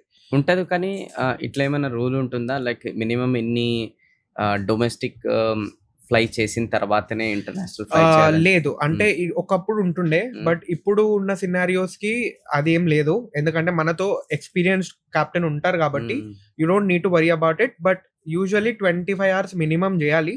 Normal as first officer 25 hours release అయిపోయి, డొమెస్టిక్ అంటే డొమెస్టిక్ ఉంటుంది, అది దూరం పంపేవారు దానికి. సో మనం లైన్ రిలీజ్ అంటాం దాన్ని. మనం లైన్ రిలీజ్ అంటే మన చేతిలోకి కమాండ్ వస్తుంది అప్పుడు. అంటే కమాండ్ అంటే బేసికలీ మనల్ని మానిటర్ చేయడానికి ఎవరు ఉండరు.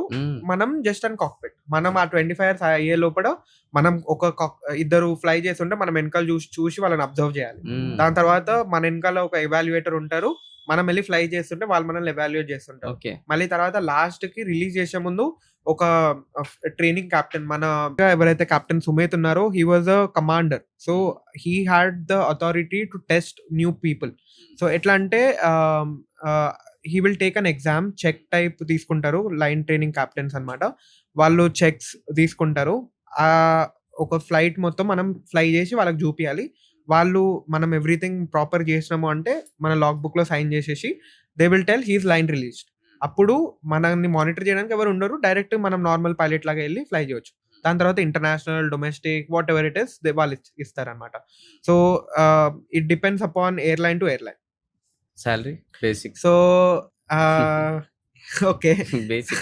So airline to airline depend అవుతుంది. మనము అంటే సరే ఇప్పుడు ఇన్ని మాట్లాడుకున్నప్పుడు సాలరీ మాట్లాడుకోవడం ఏం లేదు. అది కూడా యూత్ కి inspiring. Yeah, it is inspiring. Yeah, aviation ఇప్పుడు ఇన్ని సార్లు మనం ఇంతసేపు మనం ఫుల్ డిసడ్వాంటేజెస్ మాట్లాడుకున్నాం. కానీ okay, there are lot of perks also being a pilot. Starting అనేది 2.8, 2.5 depends upon airlines. As you start 5 lakh rupees per month. per month. It starts with that. And experience పెరుగుకుంటూ పోతుంటే మనం captain అయితే almost 7 to 10 lakhs per month ఉంటుంది. అయితే మీరు చూసారు కదా, ఇప్పుడు ఆల్మోస్ట్ 7 years నుంచి చాలా మంది కెప్టెన్స్ చూసే ఉంటారు. సో మీ దృష్టిలో మీరు చూసిన దాంట్లో హైయెస్ట్ సాలరీ ఎంత డ్రా చేసిన వాళ్ళు మీరు చూసారు? సో విన్నారు. ఓకే, సో అంటే నాకు తెలిసిన క్యాప్టెన్ అంటే వెరీ ప్రామినెంట్ రోల్ ఉన్నారు ఇప్పుడు. ఆల్మోస్ట్ ఇండియన్ ఎయిర్ ఫోర్స్ లో ఉండే ఇప్పుడు 40 years నుంచి ఫ్లై చేస్తున్నారు. సో అంత experience. So he is taking somewhere between 12 to 15. ఇన్నలే అంటే ఇప్పుడు మనకు గాసిప్స్ నడుస్తుంటాయి, ఎప్పుడు కూడా మనం అడగొద్దు శాలరీ ఎవరిని. బట్ గాసిప్స్ ప్రకారం అయితే it's a very well paid 12 to 15 lakhs per month. 12 to 15 lakhs per month. Okay. Experience బట్టి ఇట్ అంతే కదా. ఇంక్రీజెస్.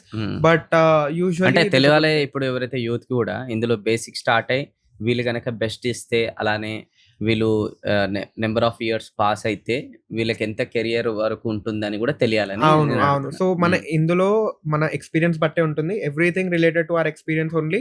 మనం ఎన్ని హవర్స్ ఉన్నాయి, మన వెనకాల ఎన్ని హవర్స్ ఉన్నాయి, ఎన్ని లాక్డ్ ఉన్నాయో దాన్ని బట్టే మనకి శాలరీ అనేది వస్తుంది. But what ever the salary it is high. Depends on airlines to airlines. US లో అయితే ఇంకా అరాచకమైన పే ఉంటది అనమాట. అసలు ఆ పే ఇంటే అందరు యుఎస్ వెళ్తా అంటారు.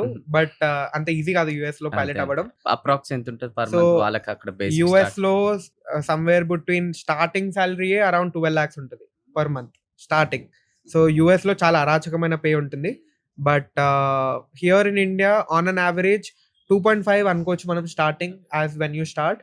But as you grow up మనకి హవర్స్ కొంచెం అప్గ్రేడ్ అవుతుంటూ వెళ్తే ఇందులో ర్యాంక్స్ ఉంటాయి. సేమ్ మిలిటరీ టైపే ర్యాంక్స్ ఉంటాయి.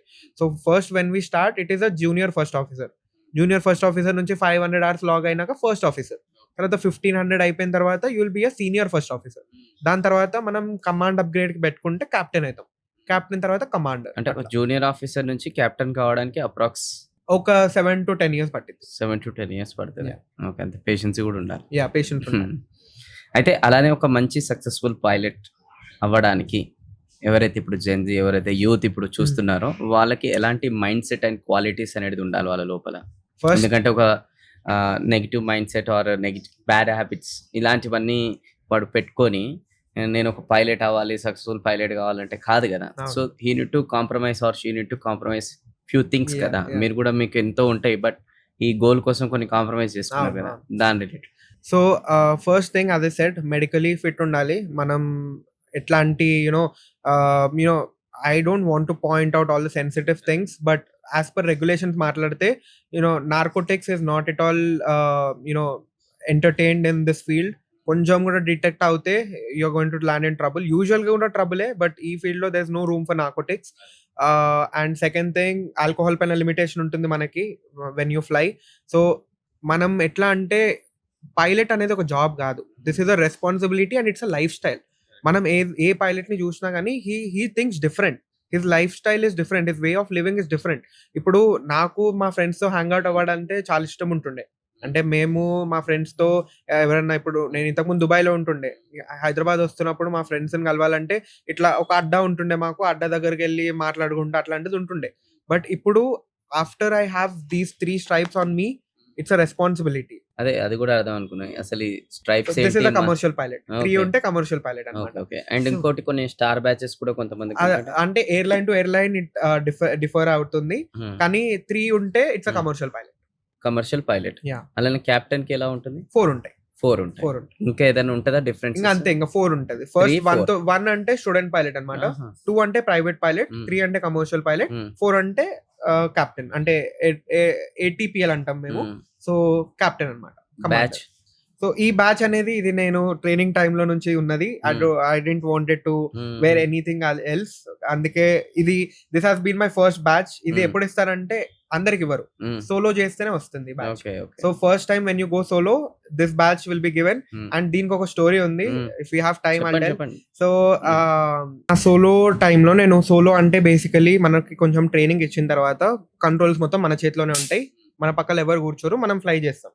సో అది ఫ్లై చేసి అదొక చాలా పెద్ద అచీవ్మెంట్ అనమాట. మన ట్రైనింగ్ టైంలో ఏదైనా మెమొరబుల్ ఉంటుంది అంటే that is your first solo. So మన ఫస్ట్ సోలో అనేది every time it is a very memorable thing. దానికి సెలబ్రేషన్స్ ఉంటాయి, ఎవ్రీథింగ్ ఉంటాయి. But I was very fortunate enough that ఈ ఇష్యూకి ఎవరైతే కెప్టెన్ ఉన్నారో హీ రిటైర్డ్. ఆ టైంలో రిటైర్ అయిపోయారు. సో కెప్టెన్ బెహనామ్ అని చెప్పి, so he handle this emergency with utmost skills. And ఆ సిచ్యువేషన్ లో హవాయి పైన, అంటే బేసికలీ పెసిఫిక్ ఓషన్ పైన your engine got fire and ఒక ఇంజన్ మొత్తం పోయింది. Fortunately he still had second engine coordinate చేసి he landed the plane and he gave me this wings అతను ఇచ్చాడు మీకు అంటే ఇంకా చాలా సో స్పెషల్ ఇక మీకు చాలా స్పెషల్ నాకు ఇది. నేను ఎప్పుడు వెళ్ళినా కానీ this will be a very big memory. Bombs వచ్చినట్టు యా నాకే వచ్చింది. అదే so this is going to be the big memory for me Great. And yeah అందుకే I wore this today.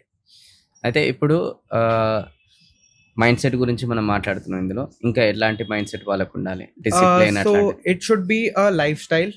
Pilot అనేది ఒక Hmm. లైఫ్ స్టైల్ అని చెప్పాను కదా. Hmm. సో మన వే ఆఫ్ థింకింగ్ కూడా మారాలి. Hmm. The way we think ఒక Hmm. రెస్పాన్సిబిలిటీ అనేది రావాలి. మనం అది ఇక్కడ నుంచే అలవాటు చేసుకుంటే, అంటే ఇప్పుడు మనం రోడ్ పైన ర్యాష్ గా డ్రైవ్ చేస్తే ఇంట్లోకి టెన్షన్ తెప్పిస్తాం కదా. ఇప్పుడు నార్మల్ గా మా మమ్మీ ఎప్పుడు వెళ్ళినా కానీ బయటికి వెళ్ళినప్పుడు కానీ స్పీడ్ గా నడపగలవు అని ఒక లైన్ చెప్తారు. అదేంటి, వాళ్ళకి రెస్పాన్సిబిలిటీ ఉంది, వాళ్ళకి ఏమవుతుందో అని ఒక రెస్పాన్సిబిలిటీ ఉంది. సో ఆ రెస్పాన్సిబిలిటీ మనకే రావాలి ఇప్పటి నుంచే. సో ఆ రెస్పాన్సిబిలిటీ అనేది ఇప్పటి నుంచి మనం జనరేట్ చేసుకుంటూ అలవాటు చేసుకుంటూ వెళ్తే ఆ సిచ్యువేషన్ వచ్చిన తర్వాత ఎట్లాంటి ఎమర్జెన్సీలు అయినా మన మైండ్ సెట్ అనేది కామ్ ఉంటుంది. అండ్ సెకండ్ థింగ్, మీరు ఏ పైలట్ నైనా చూడండి, ఇప్పుడు నాకైనా ఏదైనా ఎమర్జెన్సీ సిచ్యువేషన్ అవ్వనియండి, ఫస్ట్ థింగ్ మేము మా మైండ్ ని వెల్ ట్రైన్ చేసుకున్నాం that you have to be calm, you have to be very calm. మనం రియాక్ట్ అయ్యే విధానం కూడా ఒక you know that sense of reaction also will matter for our emergency. So every pilot is taught to be calm in situations. First thing, అందరూ passengers tension అయ్యి panic అయ్యి అరుస్తారు, pilot అరవడు, ఎందుకంటే he trained.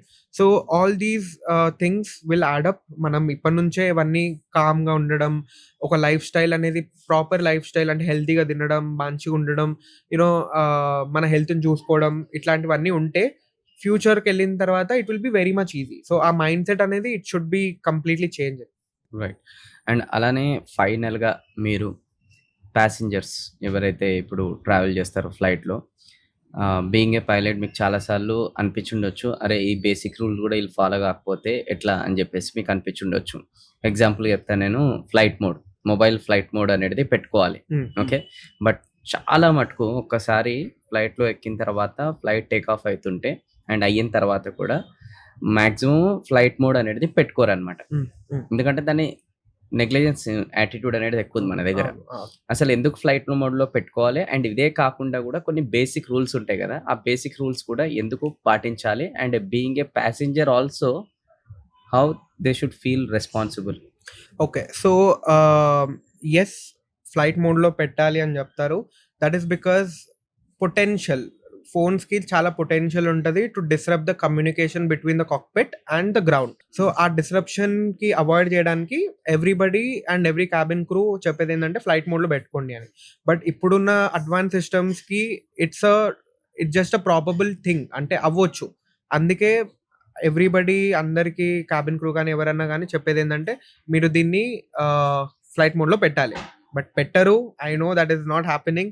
And also second thing నేను observe చేసిన ఏంటంటే, flight land అయిపోయిన తర్వాత రన్వే కూడా ఎగ్జిట్ అవ్వదు, ప్యాసింజర్స్ మొత్తం లేచి నించుంటారు. నాకు బేసిక్ థింగ్ ఎందుకు అర్థం కాదు, ఇప్పుడు వాళ్ళు లేచి నించుంటారు, ఓకే, దాని తర్వాత మళ్ళా ల్యాండ్ అవుతుంటది, మళ్ళీ అయిన తర్వాత కూడా కనెక్ట్ అవుతుంది, ఏది మన గేట్ కనెక్ట్ అవుతుందో లేదంటే ఒక కింద బస్ వచ్చినప్పుడు ఎలివేటర్ రిలేటెడ్ కనెక్ట్ అవుతుంది. దానికి ఒక మినిమం 10 to 15 minutes టైం పడుతుంది. వీళ్ళు అంతసేపు లైన్ వాడతారు. దాని తర్వాత మళ్ళీ వాళ్ళు దిగి సరే పోతారంటే పోరు, దిగిన తర్వాత బస్ లెక్కి మళ్ళీ వెయిటింగ్ చేయాలి మిగతా వాళ్ళంతా దిగే వరకు. అది ఏదో కూర్చుంటే అయిపోతుంది కదా, basic common sense. Common sense అందరికి ఏదో తొందరగా వెళ్ళిపోతామేమో అన్నట్టు ఉంటది, కానీ అది ఒకటి నాకు అర్థం కాదు.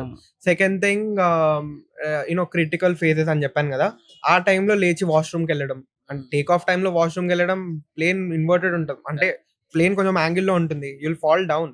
సో ఆ టైంలో నేను ట్రావెల్ చేసే టైంలో కొంతమంది అంకుల్స్ లేచి వాష్రూమ్కి వెళ్ళడం, అంటే రన్వే పైకి వెళ్తుంటే ఎయిర్ హోస్టెస్ అరుస్తారు ఆబ్వియస్లీ, మళ్ళీ ఎందుకు అరిచారు అని చెప్పి వాళ్ళతో గొడవ వేసుకోవడం, ఇట్లాంటివి నడుస్తున్నాయి. సో బేసిక్ ఎటిక్వేట్ ఉండాలి మనకి వెన్ వి ఫ్లై. అంటే మనం రిస్క్ కూడా అర్థం చేసుకోవాలి, అవతల వాళ్ళు కూడా మనుషులే, వాళ్ళు కూడా చెప్పేది మన సేఫ్టీకే, అది అర్థం చేసుకోవాలి. And second thing also, turbulence టైంలో కూడా లేచి నించొని వెళ్తుంటారు అనమాట. సో అది కూడా ఇంట్రెస్ట్ ఆఫ్ సేఫ్టీయే, ఫ్లైట్ సేఫ్టీయే. మీరు టర్బులెన్స్ కూడా రిలేటెడ్ మాట్లాడుతారు కాబట్టి మీరు ఫ్లై చేసేటప్పుడు టర్బులెన్సెస్ మీకు ఇట్లా వచ్చినప్పుడు అది నిజంగా ఏమైనా రిస్క్ ఉండే ఛాన్సెస్ ఉంటాయా? లేకపోతే అది జస్ట్ అట్లా సో నార్మల్‌గా టర్బులెన్స్, తీసుకోవచ్చా? ఫస్ట్ ఆఫ్ ఆల్ టర్బులెన్స్ అంటే it's just a wind shift. అంటే ఇప్పుడు మనం విండ్‌కి అగెయిన్స్ట్‌గా వెళ్తున్నాం. విండ్‌కి అగెయిన్స్ట్‌గా వెళ్తున్నప్పుడు ప్లేన్‌కి కింద, పైన 2 సైడ్ విండ్ ఉంటది. ఎయిర్ అనేది బ్లో అవుతుంటది. విండ్ ఉంటుంది. అండ్ అది డైరెక్షన్స్ చేంజ్ అవుతే టర్బులెన్స్ వస్తది. అంటే మనం ఆల్రెడీ ఒక క్రూజింగ్ దాంట్లో వెళ్తున్నాం. చాలా వెదర్ ఫ్యాక్టర్స్ ఉంటాయి. దానివల్ల మన ప్లేన్‌కి చుట్టుపక్కల let's say this is the plane. Plane చుట్టుపక్కల ఉన్న వెదరు, ప్లేన్ చుట్టుపక్కల ఉన్న విండ్ ఏదైతే డైరెక్షన్ షిఫ్ట్ అవుతుందో, ఆ డైరెక్షన్ షిఫ్ట్ వల్ల టర్బులెన్స్ అనేది వస్తుంది. Turbulence 3 types. Light turbulence, moderate turbulence, severe turbulence. And దానికన్నా కూడా లైట్ అంటే చాప్ అంటారు. That is very common. But turbulence risky కాదు. ఎందుకంటే planes are equipped to handle turbulence. And turbulence టైంలో అదేంటంటే కొంచెం ప్లేన్ అనేది విండ్ షిఫ్ట్ అవుతుంది కదా! ఆ విండ్ షిఫ్ట్ అవుతున్నందుకు ప్లేన్ అనేది ఊగుతది అంతే. దానికి మించి ఆల్టిట్యూడ్ లూజ్ అవ్వడం అట్లాంటిది ఉండదు. The turbulence is safe. And panic అవ్వద్దు. ఎందుకంటే పానిక్ కొంతమంది అవ్వద్దు. పానిక్ అవును. అయితుంటారు అవును. అందరూ ప్యాసింజర్స్. ఇట్లా నేను చూసాను కొంతమంది ఇట్లా పట్టుకొని ఇట్లా ఉండడం. నో, దట్ ఈస్ అవును. కొన్నిసార్లు సివియర్ టర్బులెన్స్ ఉంటే చాలా వయలెంట్‌గా షేక్ అవుతుంది. But still it is only the wind shift. Wind shift అవుతున్నాయి. అండ్ ఒక ఆల్టిట్యూడ్‌లోకెళ్ళిన తర్వాత దట్ ఈస్ కామన్. అండ్ ఇంకోటి హెవీగా వర్షం పడుతున్నప్పుడు గూడా మీకు ఎలా ఉంటుంది? ఎందుకంటే మీరు సో, అపోజిట్ నుంచి మేము హ్మ్. ఫస్ట్ థింగ్ ఏంటంటే ఇన్‌స్ట్రుమెంట్ రేటింగ్ అని ఉంటుంది. హ్మ్. నేను ఒక కమర్షియల్ పైలటే కాదు. హ్మ్. నేను commercial pilot with instrument rated. Okay. So, means everybody instrument rated ఉంటారు. హ్మ్. ఎవరైతే ఫ్లై చేస్తారో ప్రతి ఒక్కరికి ఇన్‌స్ట్రుమెంట్ రేటింగ్ హ్మ్. ఇంపార్టెంట్. సో, ఇన్‌స్ట్రుమెంట్ రేటింగ్ ఏంటంటే మనకి మన కాక్‌పిట్ ముందు విజిబిలిటీ లేదు. Zero visibility. హ్మ్. మనకి వర్షం ఉంది. హ్మ్. ముందల ఏం కనిపిస్తలేదు. హ్మ్. But I have to land. హ్మ్. ఎట్లా? ఇన్‌స్ట్రుమెంట్స్ ఉంటాయి గదా! హ్మ్. ఆ ఇన్‌స్ట్రుమెంట్స్‌ని చూసి ల్యాండ్ చేసే కెపాసిటీ. అబ్బా! So, hmm. We are tested to do that. Hmm. మనకి ఇన్‌స్ట్రక్టర్ రేటింగ్ అనేది ఒక లైసెన్స్. ఆ లైసెన్స్ వచ్చింది. When I showed that I could fly the plane with zero visibility. అబ్బా! మనకి ఫాగల్స్ పెట్టేస్తారు. ఒక హ్మ్. అద్దాల టైప్ ఉంటాయి. హ్మ్. ఆ ఫాగల్స్ పెడితే యూ డోంట్ సీ ఎనీథింగ్. హ్మ్. మనకి ముందు ఏం కనిపియదు. ఓన్లీ ఇన్‌స్ట్రుమెంట్స్ కనిపిస్తాయి అంతే హ్మ్. లోపల. సో, ఆ ఇన్‌స్ట్రుమెంట్స్ చూసుకుంటూ ప్లేన్ ల్యాండ్ చేయాలి. అబ్బా! సో, అట్లాంటి ట్రైనింగ్స్ అన్ని చేసిన తర్వాతనే వి గెట్ ఇట్. హ్మ్. సో, రియల్ లైఫ్ సినారియోలో ఎట్లా వర్షం పడినప్పుడు, అవును. ఫాగ్ ఉన్నప్పుడు మన ముందుల ఏం కనిపిస్తలేదు. But hmm. I have been trained to see the instruments and fly. Hmm. So, instruments చూసి ఫ్లై చేస్తా. అబ్బా! ఇది చాలా రిస్కీ ఉంటుంది కదా! రిస్క్ ఏముండదు. అంటే ఇన్ అంటే ఇన్ మీకు రీల్ ప్రాక్టీస్ అయింది. ప్రాక్టీస్ మజిల్ చేసేటప్పుడు మెమరీలో కూర్చుంది. ప్రాక్టీస్ చేసేటప్పుడు చాలా కష్టం. హ్మ్. మైండ్‌లో కాలిక్యులేషన్ చేసుకోవాలి. హ్మ్. ఎందుకంటే నేను ఇంత డిగ్రీ తిరగాలి. ఎందుకంటే మనము బయటికి చూస్తే ఎక్కువ బ్యాంక్ చేస్తాం అనుకో. ఇప్పుడు రేట్ ఆఫ్ టర్న్ అంటాం మేము. ఇప్పుడు ఎంత ఎక్కువ టర్న్ ఉంటే అంత ఎక్కువ లోపల వైలెంట్‌గా ఫీల్ ఉంటది. సో, మేము ఎక్కువ 30 డిగ్రీ టర్న్ అట్లా ఒక లిమిటేషన్స్ అనేవి ఉంటాయి. ఆ లిమిటేషన్ దాటొద్దు మనం. సో, ఇప్పుడు బయట మనకేం కనిపియనప్పుడు మనకెంత తెలుస్తది? మనం ఎంత టర్న్ చేస్తున్నామని. సో, ఆల్‌వేస్ ఇన్‌స్ట్రుమెంట్ ట్రైనింగ్‌లో మాకు నేర్పించిందేంటంటే, రిలై ఆన్ యువర్ ఇన్‌స్ట్రుమెంట్స్. నీ ఇన్‌స్ట్రుమెంట్స్ ఏం చూపిస్తే అదే కరెక్ట్. సో, మనం ఇంతకుముందు ఎట్లా అంటే బయట చూసి ఫ్లై చేసిండే. సో, ఆ ఇన్‌స్ట్రుమెంట్ ట్రైనింగ్‌కి వచ్చేంత లోపల మనం ఓన్లీ ఇన్‌స్ట్రుమెంట్ చూసి ఫ్లై చేయాలంటే మనకి ఆ ఇనీషియల్ స్టేజెస్ ఛాలెంజింగ్ అన్నమాట. అండ్ ఇన్‌స్ట్రుమెంట్‌ని చూసి మనం ఫ్లై చేస్తే ఎవ్రీథింగ్ ఈస్ సేఫ్. ఎందుకంటే అది అన్నీ కాలిక్యులేట్ చేస్తది. రన్‌వే ఎక్కడుంది అవన్నీ కాలిక్యులేట్ చేసే it gives us the guidance. So, మనకు ఒకవేళ ఆహ్, ఏదన్నా బ్యాడ్ వెదర్ ఉన్నా గాని plane will automatically land itself. ఆ సిస్టమ్స్ అనేవి వచ్చాయి ఇప్పుడు. అండ్ అలానే మీరు ఫ్లై చేస్తున్నప్పుడు ఓకే. ఏదైనా మీకు మిడ్ ఎమర్జెన్సీస్ అనేటివి ట్రైనింగ్ టైంలోనా ఎప్పుడన్నా అసలు ఈ కెరియర్‌లో జరిగిందా అసలు? సో, నాకు ఫార్చునేట్‌గా ఏం జరగలేదు అట్లాంటిది. నేను చెప్పాను గదా! It's a very rare thing these kind of things happen. Engine roughness ఒక్కసారి అయింది. ఇంజిన్ రఫ్‌నెస్ అంటే బేసికల్లీ లెట్స్ సే దానికి యూ నో కావాల్సినంత ఎయిర్ రాకపోవడం లోపలికి, లేదంటే ఐస్ ఫార్మ్ అయిపోవడం ఇంజిన్‌కి. ఎందుకంటే నేను ట్రైనింగ్ చేసేటప్పుడు చిన్న ఫ్లైట్ అది. దానికి ఐస్ ఈజీగా పట్టుకుంటది. ఆల్టిట్యూడ్ పైకెళ్తుంటే నీ టెంపరేచర్ అనేది తగ్గుకుంటూ పోతుంది.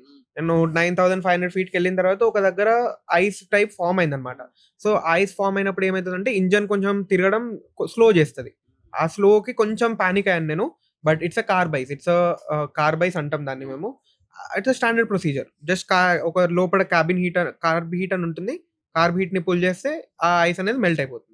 సో, ఆ ఇంజిన్ రఫ్‌నెస్ అనేది అయింది. But fortunately no emergencies. ఫైనల్‌గా ఇది మీరు మాత్రమే ఎక్స్‌పీరియన్స్ అనేది చేస్తారు. అంటే ఓన్లీ పైలట్స్ మాత్రమే. హ్మ్. అంటే అట్లాంటిది కామన్ పీపుల్ ఎక్స్‌పీరియన్స్ చేయడం చాలా కష్టం అంటారు. అంటే ప్యాసింజర్స్ కూడా ఇంక్లూడింగ్.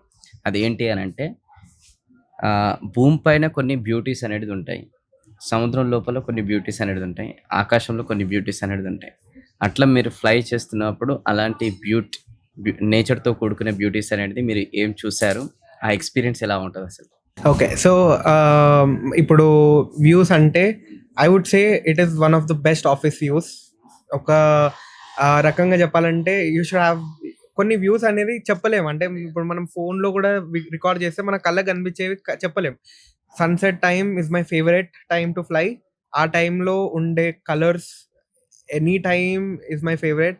అండ్ ఒక ఆల్టిట్యూడ్ వెళ్ళిపోయిన తర్వాత మనకు వెదర్ అనేది ఉండదు. వెదర్ అంటే ఏంటి, లెట్స్ సే డస్ట్, రెయిన్ ఇట్లాంటివి ఉండదు ఒక ఆల్టిట్యూడ్ దాటిపోయిన తర్వాత. సో, దాని తర్వాత అసలైన వ్యూస్ ఉంటాయి. And night time flying is my favourite.